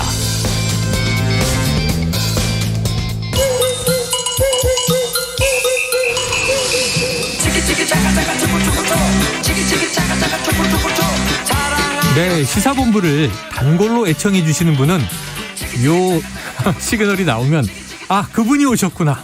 치키치키 차카차카 초코초코 촉입니다. 촉. 자, 여의도 정가에서 가장 촉이 좋으신 정치평론계 일타 강사 의제와 전략그룹 더모아의 윤태곤 정치분석실장을 모시겠습니다. 어서 오세요. 안녕하세요. 아유, 이슈가 뭐 너무 많아서 궁금한 게 많았습니다. 국정감사 기간에 한번 모셨으니까 한 달 만인데 그 사이 많은 일들이 지나갔어요. 연말인데 어떻게 지내세요? 저는 뭐 잘 있습니다. 평화롭게. 잘 있는데 뭐 세상이 그렇지가 못해가지고. 세상이 평화롭게. 한 달 동안요. 요약해서 말하면 많은 일들이 있었죠. 뭐 좋은 일, 안 좋은 일. 그러니까 여권 입장에서 좋은 일, 안 좋은 일, 야권 입장에서 좋은 일, 안 좋은 일이 있었는데 돌고 돌아 제자리인 것 같아요. 그러니까 뭐 지지율 추이를 보면은 이제 어제 오늘 나온 거 보면은 윤 대통령 지지율 기준으로 뭐 1%, 2% 빠진 거. 근데 이거는 그렇게 빠졌다라고 말을 하면 안 되고요. 오차 범위 내기 때문에. 그러니까 고착화돼 있다 이런 건데. 근데 거꾸로 보면 이런 게 있겠죠. 지금 좀 지지율이 올라야 되는 부분인데 고착화돼 있으면은 상대적으로 봐야 되는 거잖아요. 원래는 이 정도 올라야 되는데 이대로면은 떨어져 있는 면으로 볼 수도 있는 거죠. 복합적으로 계산해야 한다. 자, 지난 16일 수요일이었습니다. 윤석열 대통령이 세 번째 순방을 마치고 돌아왔죠. 자, 보통은 통상 우리가 순방은 호재다. 다녀오면 대통령 지지율이 오른다. 근데 이번에 또 여론이 조금 복잡합니다. 그러니까 여론은 아까 제가 말씀드린 그런 정도 고착화된 정도고 그 전주를 보면은 이태원 참사의 직격탄을 맞았는데 이거 많이 빠지는 거 아닌가? 근데 안 빠졌단 말이에요. 오히려 뭐 조금 오르기도 하고 그랬어요. 근데 이번 주는 순방 가고 하니까 그럼 오르겠지 했는데 안 오른단 말이에요. 그러니까 이게 지금 플러스 마이너스가 다 섞여가지고 고착화돼 있다. 그런 말씀드릴 수 있겠고 조금 더 미시적으로 좁혀서 보면은 순방 기간에는 결국 또 언론하고의 충돌 그 문제겠죠. 오늘 아침에도 있었어요. 오늘 아침까지 계속 이어지는 건데 오늘 아침도 보면은 자 어제 그 사우디 왕세자 빈 살만 뭐 MBS라고 하는데 미스터 에브리띵 이러던데요. 무하마드 빈 살만을 해서 이제 뭐 영미권에서 MBS라고 줄여서 약자로. 이야기해요. MBS가 화제가 돼야 되는데 MBC가 화제가 돼버리는 거 아니겠습니까? 네. MBS가 화제가 되지 않고 그러니까 MBC가 화제가 이렇게 됐다. 두 가지 이야기를 하고 싶어요. 첫 네. 번째로는 이게 언론 자유에 대한 부분에 대한 것들은 뭐 많은 분들이 이야기하셨으니까 저도 뭐 비슷한 생각이다로 가름을 하고, 두 번째 좀 실무적으로 정치적으로 볼 때 대통령이 순방 갔을 때라든지 이 부분이면은 조금 안 좋은 이슈가 있으면 그걸 좀 뒤로 돌려놓고 조금 이렇게 덮어놓고 순방에다가 이제 사람들의 이목이 집중되게 하는 게 사실은 뭐 일을 할 때 기본적인 이런 전략이에요. 기술이죠. 예. 근데 그걸 이제 같이 이렇게 확 드러내버리니까 그럼 이게 좋은 게 가려질 수가 있는 거잖아요. 그렇죠. 그건 저로서는 조금 이해가 잘 안 되는데, 글쎄 뭐 대통령실에서는 이건 뭐 그렇게 할 일이 아니다. 강하게 가야 되겠다. 그렇게 판단하나 보죠. 우선순위를 좀 다르게 보는 것 같다. 사실 이제 세 번째 순방인데 순방 내용은 그 이전에 비판받았던 것에 비하면 공식적인 정상회담 다 이제 이루어졌잖아요. 이게 이런 건 있을 거예요. 진보적인 관점에서 볼 때 이런 건 좀 문제 아니냐라고 할 수는 있지만은, 근데 뭐 윤 대통령의 대선 기간부터의 이제 기조라든지 지금 국정 기조나 이런 거 볼 때 그 기조를 뭐라고 하기는 좀 어려운 거고, 그럼 그 기조 내에서 구현을 잘했냐라고 하면 이번 정상회담은 뭐 평가가 나쁘지 않죠. 자, 그런데도 이 언론과의 지금 대척 문제로 오히려 점수를 못 얻고 있다. 득점하지 못하고 있다. 자, 그런데 대통령 지지율도 그렇습니다만 뭐 고착화 아까 이렇게 표현하신 걸 받고 정당 지지율은 어떤가? 이게 크게 움직일 수 있는 사건들이 있었잖아요. 그러니까 정당 지지율도 마찬가지예요. 지금 대통령 지지율하고 비슷하게 가는 것이 있는데, 지난주 같은 경우에는 국민의힘이 오히려 조금 좋은 부분이 있고, 이번 주에는 같이 동반 하락한 대통령하고 그런 부분들이 있는데, 결국은 좋고 나쁘고로 떠나서 국민의힘은 대통령하고 조금 일체화되는 부분이 있는 것 같아요. 점점 일체화되는 부분이 있는데, 그러면 이게 일체화돼서 같이 올라가면 좋은 건데, 내려갈 때 일체화되면 안 좋지 않습니까? 내려갈 때 조금 차라리 디커플링 이렇게 나눠져 있는 게 따로. 한쪽은 안 좋더라도 한쪽은 좀 버텨주고 뭐 그게 좋은데, 지금 일체화되는 면이 있는 것 같아요. 그게 좋아 보이지 않는다. 자, 각 정당의 이야기로 좀 각계적으로 들어가 보겠습니다. 우선 오늘 오후 2시에 이 민주당 쪽이죠. 정진상 당대표 정무조정실장에 대한 구속전 피의자 신문이 예정돼 있어요. 저희 프로그램 끝나면 딱 시작될 텐데, 자, 이재명 대표까지 검찰의 칼날이 과연 닿을 수 있을까? 민주당의 사법 리스크 어떻게 전망하십니까? 이건 뭐 제가 일단 뭐 검판사가 아니니까 아주 구체적인 말씀을 드릴 수가 없고, 이런 부분은 볼 수 있을 겁니다. 뭐 지난 대선 기간 때부터 많이 이제 주목을 받았던 거지 않습니까? 뭐 민주당 경선 때부터 시작을 대장동이 뭐 그전부터 나왔으니까요. 근데 이제 부정적인 쪽에서는 이거 결국은 이재명 뭐 몸통론 이렇게 이야기하는데, 근데 절대 아니다. 이재명 대표 같은 경우 지난 대선 기간에는 윤석열이 몸통이다 대장동에 그런 이야기까지 했었는데, 근데 뭐 윤석열 몸통 그건 좀 과한 이야기인 것 같고, 그 유동규 씨 같은 경우에는 본인이 이제 자백도 하고 내가 돈을 받기도 하고 뭐 주기도 하고 했다. 뭐 이러지 않습니까? 그러면 과거에 이렇게 사법 처리가 됐다든지 혹은 극단적 선택을 한 분들은 이재명 대표 조금 떨어져 있는 느낌. 근데 유동규 씨는 그거보단 가깝고, 근데 김용 부원장이나 정진상 실장보다는 한 발 뒤에 있고, 말하자면 방어벽인 건데 유동규라는 방어벽은 무너졌어요. 그럼 그 다음 방어벽은 정진상인데 이 방어벽 뒤에는 없어요. 그렇죠. 바로 이재명 대표란 말이에요. 그러면 지금 이제 민주당도 그렇고 검찰도 그렇고, 검찰은 이 정진상이라는 방어벽을 무너뜨리려고 하는 것이고, 민주당 입장에서는 이 정진상이라는 벽을 지키고자 하는 정국인 거죠. 그러니까 오늘 이제 구속 이 신문이 되게 중요하죠. 물론 이제 우리가 1심, 2심, 3심이 다 있습니다만은 그런 판단을 하겠습니다만은, 뭐 흔히들 그런 말을 하지 않습니까? 법원이 영장을 발부했다면 그건 뭐 이제 뭐가 또 있으니까 범죄가 어느 정도 소명된 거 아니겠냐라고 이제 보는 거고, 법원이 이제 영장을 발부하지 않으면 이 구속도 안 되는 거면 이게 뭐 기소한다고 해서 유죄 되겠어? 뭐 그렇게 또 가는 거고. 물론 요새는 그런 것도 있더라고요. 오히려 범죄 소명은 되는데 소명이 됐으니까 또 도망갈 우려가 없으니까 뭐 구속 안 한다 이런 것도 있지만, 그건 뭐 별도의 케이스인 거고. 별도의 케이스다. 자, 지켜봐야겠습니다. 이게 여론전이 중요합니다. 물론 이제 사법적 절차는 유죄냐 무죄냐는 3심은 몇 년 후에나 나오니까 그때 무죄가 되거나 유죄가 되거나 개인의 인생엔 중요한 문제지만 정치적인 뭐 파장은 다 흘러간 다음이죠. 자, 또 노웅래 의원에 대해서 지난 16일 불법 정치자금 수수 혐의로 자택과 사무실 압수수색이 있었고 오늘 또 추가 압수수색이 있다는 소식도 이제 들어왔는데요. 정진상 실장과 사선 노웅래 의원 지금 당 차원의 대응의 온도 차이가 상당히 좀 다르다. 어떻게 보세요? 그렇죠. 이게 되게 참 특이하기도 하고 이게 이중적인 건데 이런 것 같아요. 아까 제가 정진상 실장 말씀드린 것은 격벽.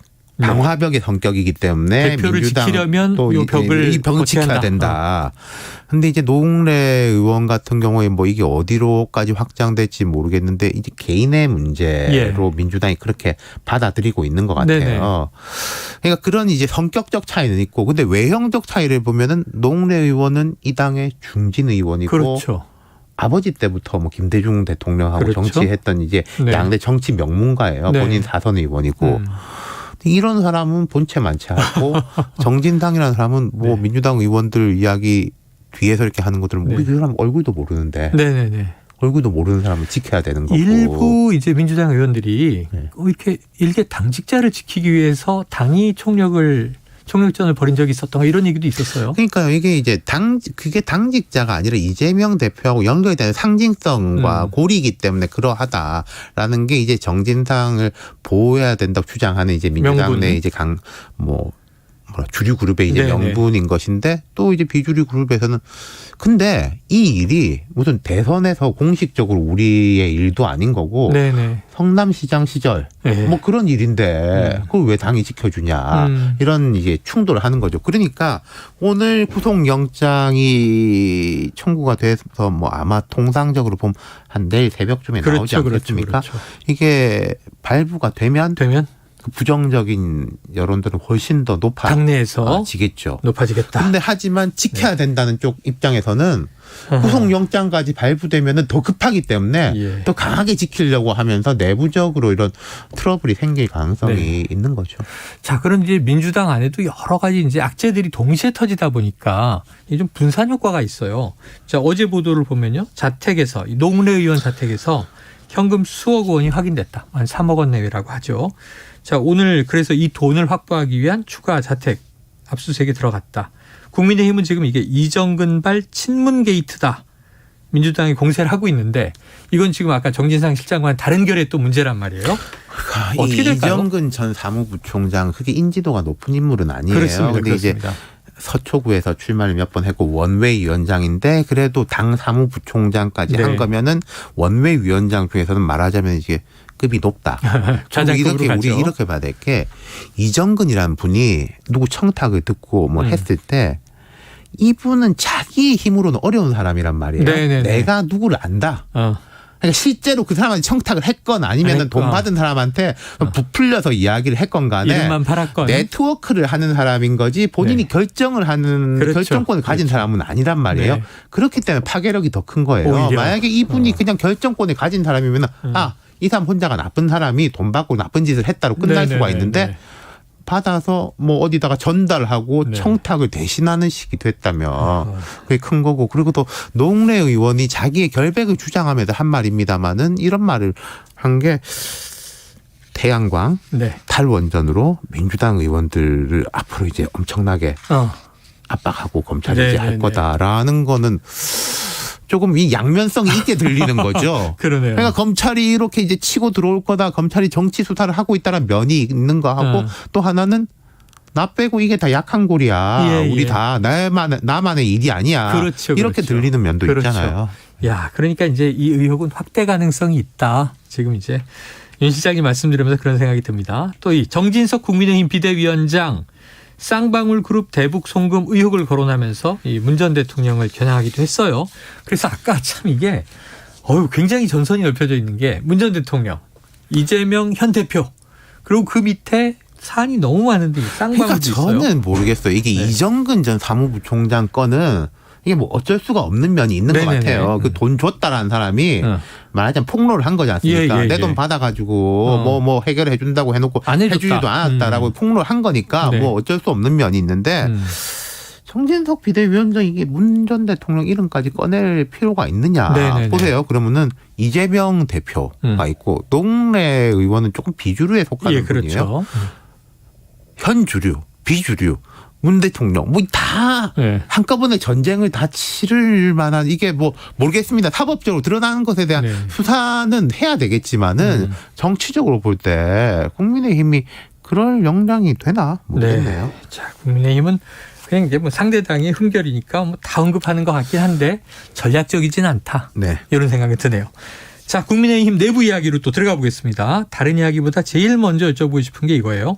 그 어제 나온 얘기인데 김상훈 비대위원이 이 최고 이 비대위원회에서 모 기업 삼성을 딱 집어 언급하면서 MBC에 광고 제공하는 것을 즉각 중단해야 한다 주장했는데 이건 좀 정당에서 이제 뭐 말도 안 되는 소리라고 생각을 하고 그러니까 이게 문제가 어떤 거냐면요.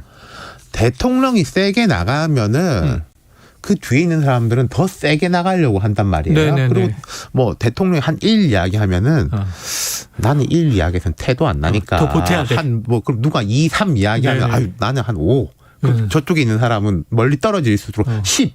이런 식으로 점점 좀 에스컬레이션이 되는 것들이니까 이게 문제인 거죠. 그러니까 최근에 뭐 비슷한 이야기로 뭐 또 어떤 의원이 이제 국모 그러니까 김건희 여사에 대해 가지고 과한 공격하지 마라. 뭐 옛날에는 뭐 그러지 않냐. 충분히 그렇게 받아칠 수는 있는데 그것도 나는 좀 더 튀어야 되겠어. 난 더 세게 이야기해야 되겠어. 그런 식의 거가 나오다 보니까 좋지 않은 경쟁이 되는 거죠. 아니 그게 지금 윤 실장님 말씀으로서 딱 떠오르는 게 지난 화요일에 기자들이 와서 정치권 뒷이야기를 좀 분석하는데 아니 이상민 행안부 장관도 그렇고 뭐 폼나게 사표라든가 왜 이렇게 말들이 좀 다 거치냐 그랬더니 그 내부 관계자가 좀 한동훈병이다. 한동훈 장관이 워낙 이제 이 야당에게 거세게 딱 몰아치면서 인기를 얻다 보니까 나도 좀 스타 돼볼까 이런 경쟁 그러니까 아닌가 해요. 제가 뭐 특정인을 폄하하고 싶진 않은데 옛날에 이제 중국 고사에 이런 말이 있어요. 서시, 제가 유식한 말도 할게요. 서시 봉심이라는 이야기가 있는데 서시가 중국 역사상 최고의 미녀로 꼽히는 사람 중에 한 명이거든요. 이 서시가 심장이 좋지가 않대요. 그래서 가슴에 손을 얹고 얼굴을 찌푸리는 게 특히 더 아름다워 보였는데 많은 사람들이 서시를 따라한다고 자기도 가슴에 손을 얹고 얼굴을 찌푸리니까 우리가 이제 보통 우리 같은 사람은 좀 그래 웃어야지 인상이 좋아 보이는데 다 찡그리고 다녀가지고 이제 안 좋았다 그러더라고요. 안 좋았다.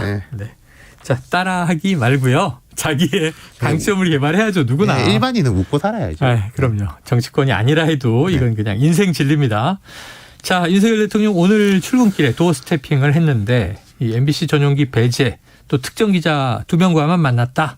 이런 이제 질문에 자유롭게 비판하시라. 헌법수 책임의 일환으로 부득이한 조치다. 이 입장은 어떻게 들으셨습니까? 저는 안 좋게 봅니다. 그리고 헌법이라는 단어를 쓴 것은 더 좋지 않게 생각을 하고요. 그러니까 이게 결국은 그 전용기에 안 태우니까 거기에 대해서 뭔가 논리가 있어야 되는 거고 그 논리를 말하면은 그 논리가 확장이 되는 거고 또 그러다 보면은 아까 뭐 무슨 광고를 뭐 어쩌라 저쩌라 하는 사람까지 생기는 거고 자꾸 이런 악순환이 나오는 건데요. 해체해야 된다 얘기까지 나왔어요. 그러니까 저는 이 부분에서 빨리 여권이 여기는 엑시트를 해야 된다고 생각해요. 예컨대 특정 보도에 대해 가지고 뭐 좋지는 않은 일입니다만은 송사를 할 수 있어요. 송사는 송사대로 두고 그건 뭐 고소 고발하든가 취재원의 관계로서는 그 관계원으로서 이제 대응을 하는 거죠. 알겠습니다. 그래야 되는 거죠. 자, 좋은 방식이 아니다. 아유, 이 와중에 이제 눈길이 가는 게 안철수 의원이에요. 어제 이제 저희 KBS 아침 프로 최경영의 최강시사에 나왔는데 나는 윤석열 정부의 성공을 바라는 사람이다. 그러려면 민심을 정확하게 전달해야 한다. 그것이 당의 역할이다. 자, 이상민 행안부 장관의 자진 사퇴를 촉구하고 있는데 이게 이른바 친윤그룹하고는 좀 거리가 있어 보여요. 어떻게 평가하십니까? 그게 결국은 정진상 실장의 문제가 야권 내부의 이제 어떤 균열점으로도 작용하는 거잖아요. 뭔데 우리가 저 사람 저렇게 지켜야 돼. 이상민 장관도 똑같아요. 여권에서 여야의 문제를 떠나가지고 여권 내에 이런 균열점으로 작용하는 게 보이는 거죠.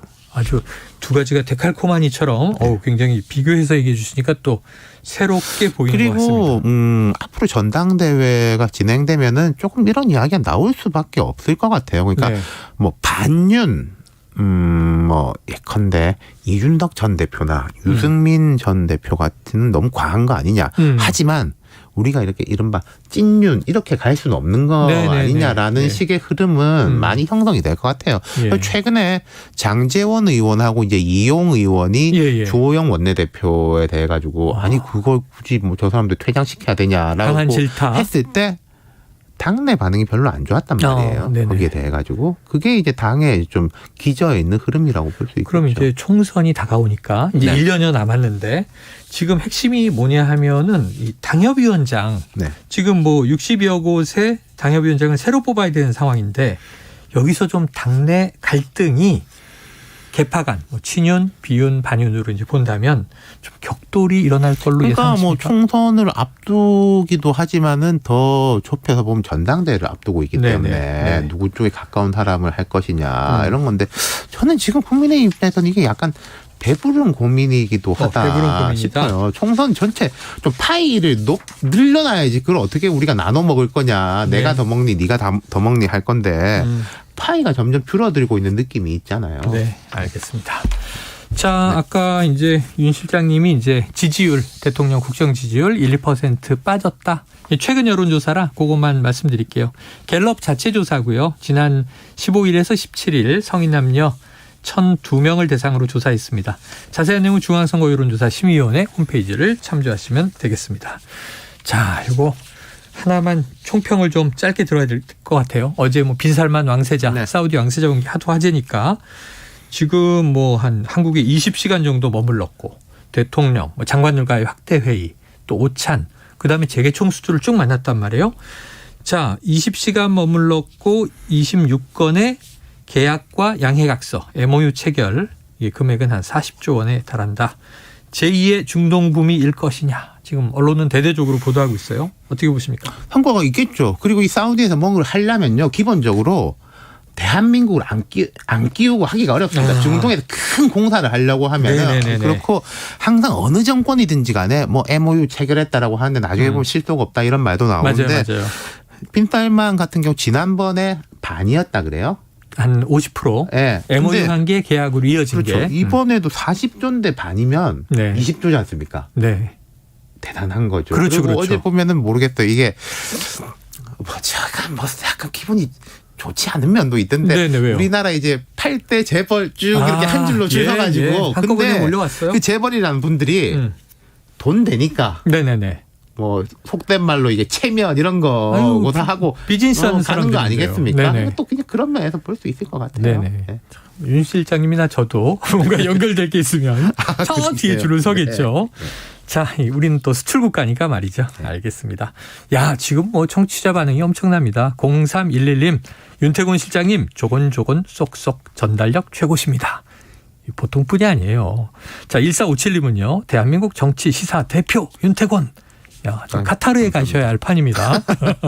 자, 오늘은 여기서 윤태곤의 촉 마무리하겠습니다. 지금까지 의제와 전략그룹 더모아의 윤태곤 정치분석 실장이었습니다. 고맙습니다. 감사합니다.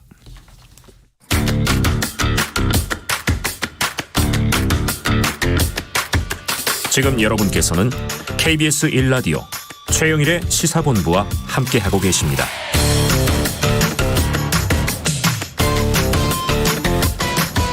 네, 이 카타르 월드컵 개막이 정말 얼마 남지 않았습니다. 이제 주말이 왔죠.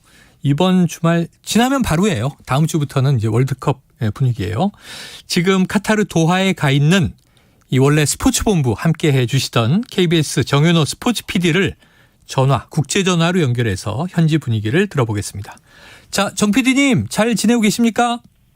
네, 안녕하세요. 잘 지내고 있습니다. 아유, 목소리 좋아 보입니다.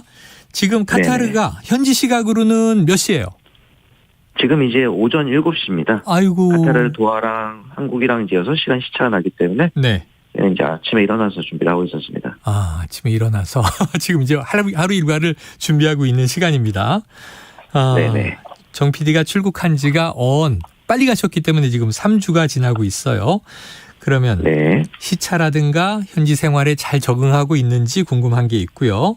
또 올해 초에 네. 있었던 베이징 동계올림픽 출장 갔었잖아요. 네네. 그때 뭐라고 얘기를 해주신 기억이 있냐면 도착 일주일 만에 음식에 질렸다 이런 얘기 했었어요. 지금 음식은 좀 입에 맞습니까? 먹을만 합니까?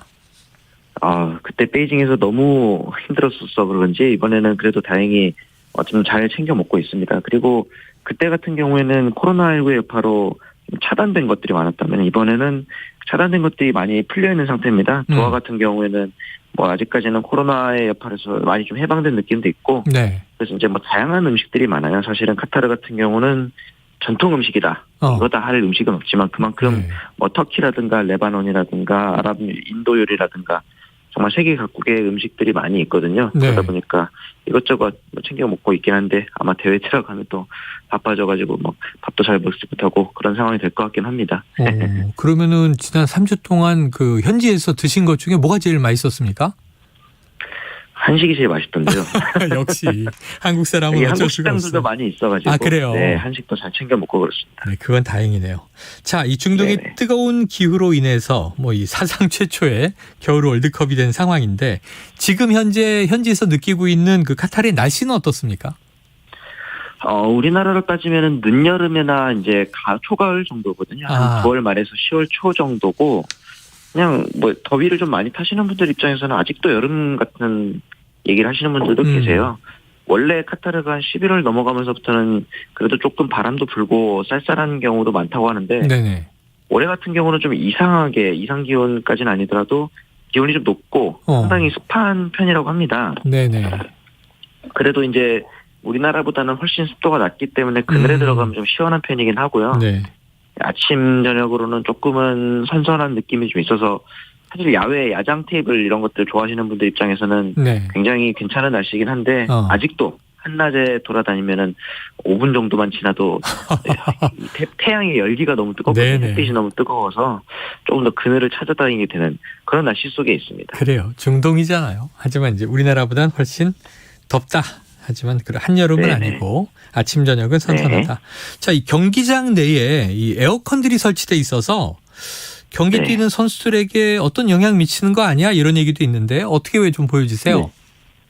일단은 그 온도 자체가 굉장히 낮아요. 우리나라로 따지면은 한 3도 정도 이제 온도를 유지를 한다고 하는데 선선하네요. 네. 그 와중에 네네 또 반팔 반바지잖아요. 운동 선수들. 그렇죠. 그리고 이제 선수들의 입장에서는 또 땀이 좀 나긴 하지만 어쨌든 그런 에어컨이 계속 나오고 있다는 건 굉장히 좀 특이한 환경이거든요. 네네.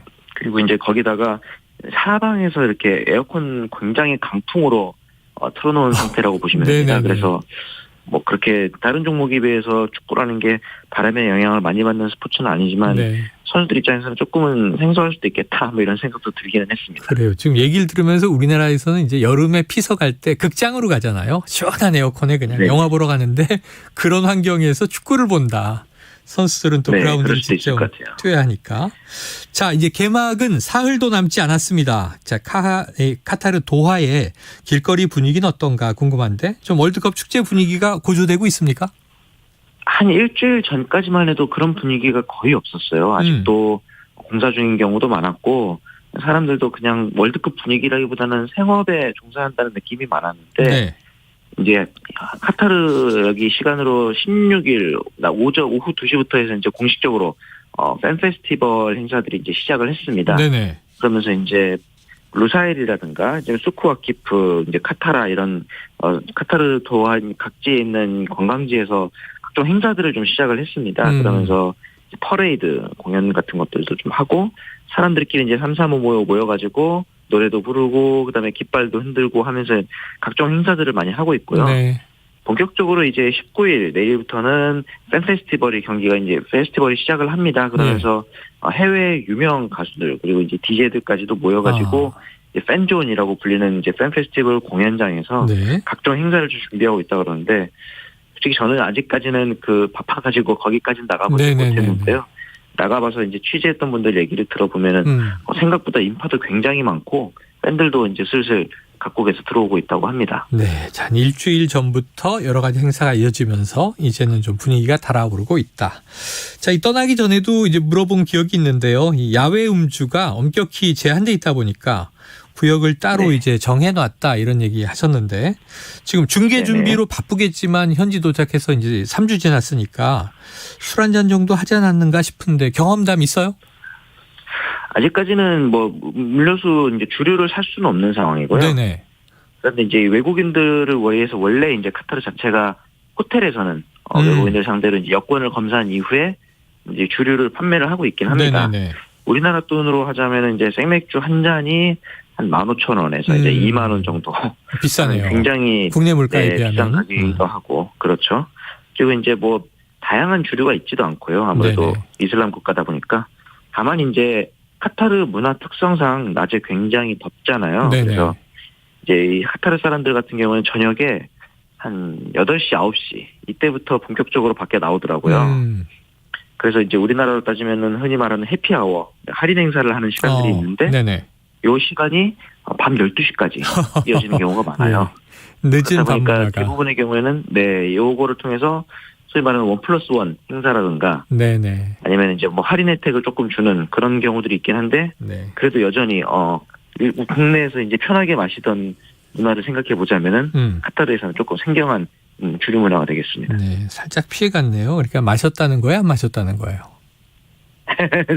저는 이제 가격을 알고 있고 해피아워도 진행되고 있다는 걸 어떻게 알았을지는 네, 간접적으로 그래요. 어떻게 내가 알았겠니? 지금 이렇게 얘기를 하신 거니까 먹었거든. 근데 어쨌든 비싸서 좀 아껴 먹어야 되겠네요. 느낌이 그렇습니다. 뭐 그냥 제가 가격만 보고 나왔을 수도 있지요. 네, 그렇죠. 자, 이제 개최국입니다. 월드컵 개최국 카타르. 이번 월드컵을 위해서 우리 돈으로 무려 이게 312조를 쏟아붓다고 하니까 우리나라 연 예산의 절반을 월드컵에 쏟아부은 셈이에요. 하지만 아직도 이 각종 시설이라든가 대회 운영에 있어서 준비가 완벽하지 않다 이런 소식이 있어서 걱정되는데 현지에서 보니까 좀 어떻습니까?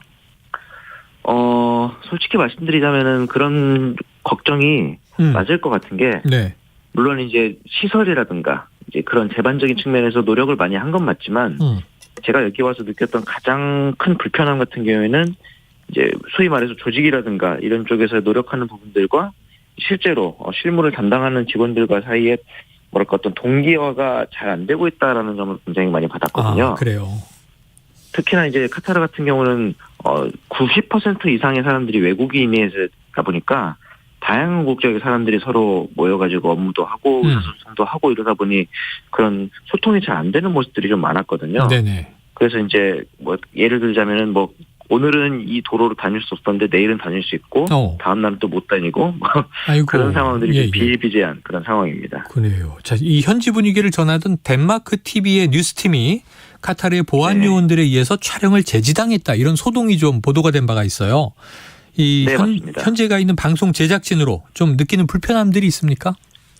저희도 그 촬영 제재 때문에 굉장히 불편이 많았어요. 이번에 카타르 월드컵 같은 경우에는 조직위에서 촬영 허가라는 입증을 내줬는데 이 문제는 당당하는 보안 직원들이 촬영 허가증을 보여줘도 아무 소용이 없다는 겁니다. 우리는 뭐 이게 있어도 어쨌든 상부에서 전달받은 게 없다. 그 공식적인 문서를 가져와라. 그랬는데 사실 촬영 허가증이 문서거든요. 그러네요. 허가 문서잖아요. 그런데 이걸 보여줘도 아무튼 우리는 뭐 들은 게 없다, 안 된다 이런 식으로만 나오는 경우들도 굉장히 많고 그래서 이제 저희 입장에서는 촬영이 안 되나 보다 해서 포기를 했는데 다음날 가보니까 다른 방송사가 버젓이 찍고 있는 거예요.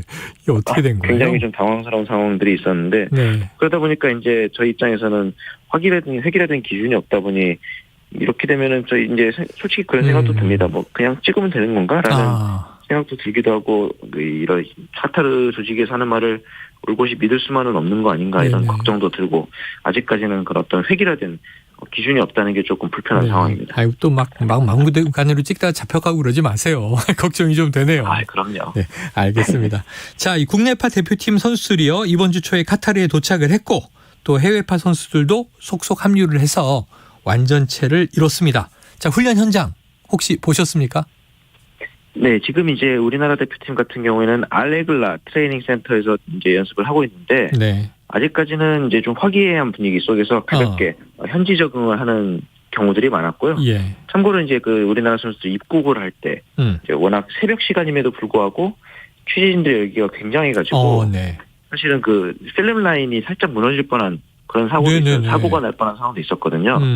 당시 이제 그 김민재 선수의 입국 날이었는데 김민재 선수 입국을 취재하기에 모인 취재진들이 워낙 많아서 좀 걱정이 됐는데 하필 또 다음 날이 손흥민 선수 입국 날이었어요. 그래서 모든 공항 관계자들 및 직원들이 걱정을 해서 다행히 이제 축구협회 측과 이제 소통을 한 결과 손흥민 선수 관련해서 이제 간단한 인터뷰와 사진 촬영을 할 수 있는 뭐 포토라인이 좀 마련이 됐거든요.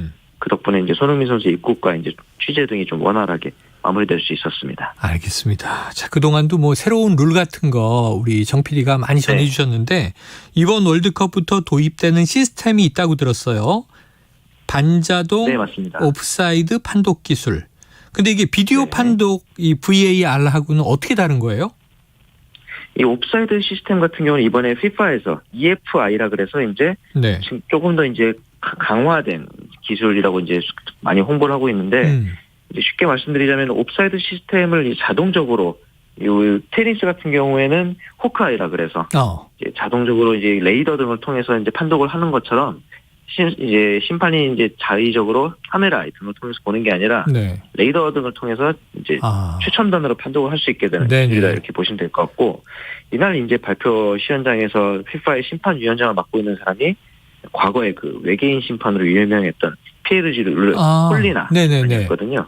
오랜만에 또 얼굴도 볼 수 있는 자리였어요. 그래요. 자, 이제는 그냥 비디오로 찍어서 판독하는 게 아니라 레이저를 쏴서 옵사이드 라인을 넘으면 기술적으로 딱 판단을 한다. 자, 최종 결정은 심판의 몫이지만 이제는 인공지능이 옵사이드를 판독하는 장면을 이거 이번 당장 월드컵에서 볼 수 있겠네요. 네, 그리고 이제 여기에 덧붙여서 이제 방송 중에 표시되는 그래픽 같은 경우도 좀 굉장히 다양해졌는데 예를 들자면은 뭐 뒷공간 침투 비율이라든가 그다음에 이제 스트라이커가 2선, 3선으로 내려와서 패스를 받는 비율 이런 것들도 레이더를 통해서 이제 실시간으로 판독을 해서 제공을 하고 있습니다. 레이더가 활용되는 그런 경기를 보겠습니다. 자, 우리 시간으로는 21일 월요일 새벽 1시 개최국인 카타르와 에콰도르의 개막전으로 월드컵은 시작이 됩니다. 우리의 가장 큰 관심은 뭐 우리 대표팀의 16강 가능성 그리고 또 이제 우승국은 어디냐 이런 거란 말이에요. 자, 지난주에 이 정 PD 대신에 한준희 해설위원이 출국 전에 출연을 하셨어요. 16강 가능성은 35%다. 우승은 브라질이 1순위지만 공은 둥그러니까 지켜보자. 자, 정 PD도 예언을 좀 해주시죠. 저는 근데 사실은 이번 조편성도 그렇고 굉장히 애매하다라는 생각을 많이 받았거든요. 예전에도 말씀드린 것처럼 사실 절대 강자가 있어야 오히려 2위를 노리고 갈 수 있는 전략이 아닐까라는 생각을 했는데 막상 이제 실전에서 우루과이 그리고 이제 가나, 포르투갈 이런 대표팀들의 얘기를 들어보면 어쩌면 1위를 노릴 수도 있는 건 아닌가. 그래요? 너무 좀 희망찬 생각이긴 한데 정 PD님 꿈이 커졌네요. 사실 절대 1강은 없다 보니까 어떻게 될지 좀 궁금해지기도 하고 우루과이 대표팀 같은 경우가 지금 이제 훈련을 하고 있는데 굉장히 훈련 취재에 대해서 엄격합니다. 그래서 지금 아부다비에서 취재를 하고 있는 취재진 입장에서도 이런 취재를 하는 데 있어서 굉장히 어려웠다는 얘기들이 좀 많았고요. 그만큼 이제 우리나라 대표팀을 우루과이 측에서도 좀 경계를 하고 있는 게 아닌가 이런 생각도 들고 마침 오늘 이 포르투갈과 가나 대표팀이 이제 이 카타르 도하에 들어옵니다. 들어오면서 이제 훈련을 좀 할 텐데 이 상황에서 우리는 이제 방송을 KBS에서 담당하고 있는 구자출 위원이나 조원 위원이 가서 살짝 좀 훈련 장면 같은 거를 좀 볼 수 있지 않을까 그런 기대도 좀 하게 됩니다. 그래요. 기대해보죠. 우승 국가는 어디로 점치세요? 저는 사실은 최근에 프랑스 대표팀에 대해서 좀 기대가 많았는데 이번에 은콩쿠 선수의 부상 소식이 또 들려오기도 하고 사실은 살짝 흉흉한 느낌이 좀 있기는 했어요. 그래서 그런 부분들이 좀 걱정이 되긴 했는데 아니라면은 역시나 브라질의 상승세가 한준희 위원 말대로 가장 좀 돋보이긴 하고 우승국은 아니지만 저는 이번에 그 아프리카 국가들의 좀 선전이 좀 기대되는 게 현지에서 와서 보니까 이 티네이지라든가 모로코 이런 이번에 아프리카 진출국들이 현지에서 인기가 굉장히 높습니다. 그래요. 네, 아무래도 아프리카랑 좀 가까운 지리라 그런지 네네네. 팬들도 굉장히 많이 오고 이래서 약간 홈그라운드 같은 느낌을 받을 정도였기 때문에 이런 부분에 있어서도 좀 굉장히 기대가 되는 부분이 바로 튀니지와 모로코 팀인 것 같습니다. 네, 튀니지, 모로코 등 아프리카 팀들이 약진할 가능성도 있다. 홈그라운드 분위기다. 알겠습니다. 네. 여기까지 이제 카타르 월드컵 이야기 듣고 다음 주에 이제 개막하면 한번 기대해 보고요. 자, 이제 멀리 가 계시지만 축구 취재하러 가 계시지만 워낙 뭐 기아의 또 강팬이시니까 야구 얘기 좀 여쭤볼게요. 지금 정 PD 출장 가 있는 사이에 결국 SSG가 와이어 투 와이어 정규 시즌 우승에 이어서 한국 시리즈까지 거머쥐었습니다. 올해 KBO 리그를 총평해 주신다면요. 역시 SSG의 가장 그 독주, 사실 40년 KBO의 역사에서 이렇게 독주라는 단어를 쓸 수 있었던 팀은 SSG가 유일했는데 네. 그 와중에 이제 역시 빛났던 거는 SSG의 이제 용병술 이제 선수들의 투혼도 있었지만 키움의 선전도 굉장히 좀 팬들 사이에서는 화제였거든요. 네. 네, 그렇게 압도적이었던 SSG를 상대로 막판까지 굉장히 치열하게 경쟁을 했다는 점에서도 눈부셨고 이 부분에 있어서는 역시 이 김원현 감독과 홍원기 감독의 용병술도 이번 한국 시리즈에서 돋보였던 부분이 아니었나 그런 생각이 들었습니다. 그래요. 자, KBO 시상식 보니까 이 키움의 이정후 선수가 아버지인 이종범 코치의 대를 이어서 정규 시즌 MVP로 뽑혔는데 이건 뭐 부자가 MVP 대기록이 세워진 거죠?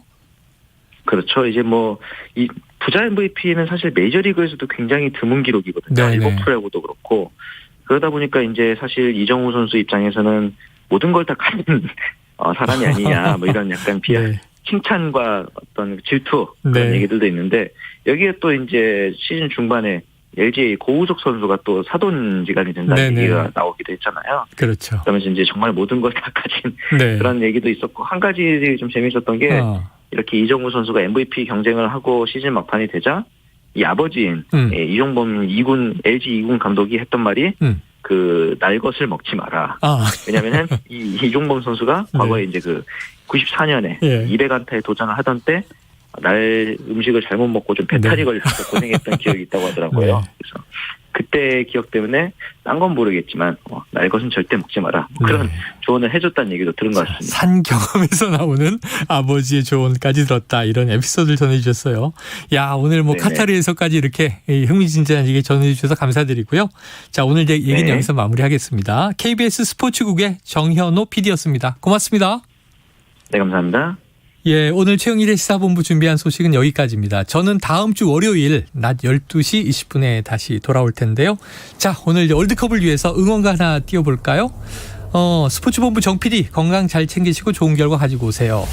카타르 월드컵 주제가 나가고 있습니다. 하야 하야, 이게 렛츠고 그런 뜻이라고 해요. 주말 잘 보내시고 월요일에 뵙겠습니다. 청취해 주신 여러분 고맙습니다.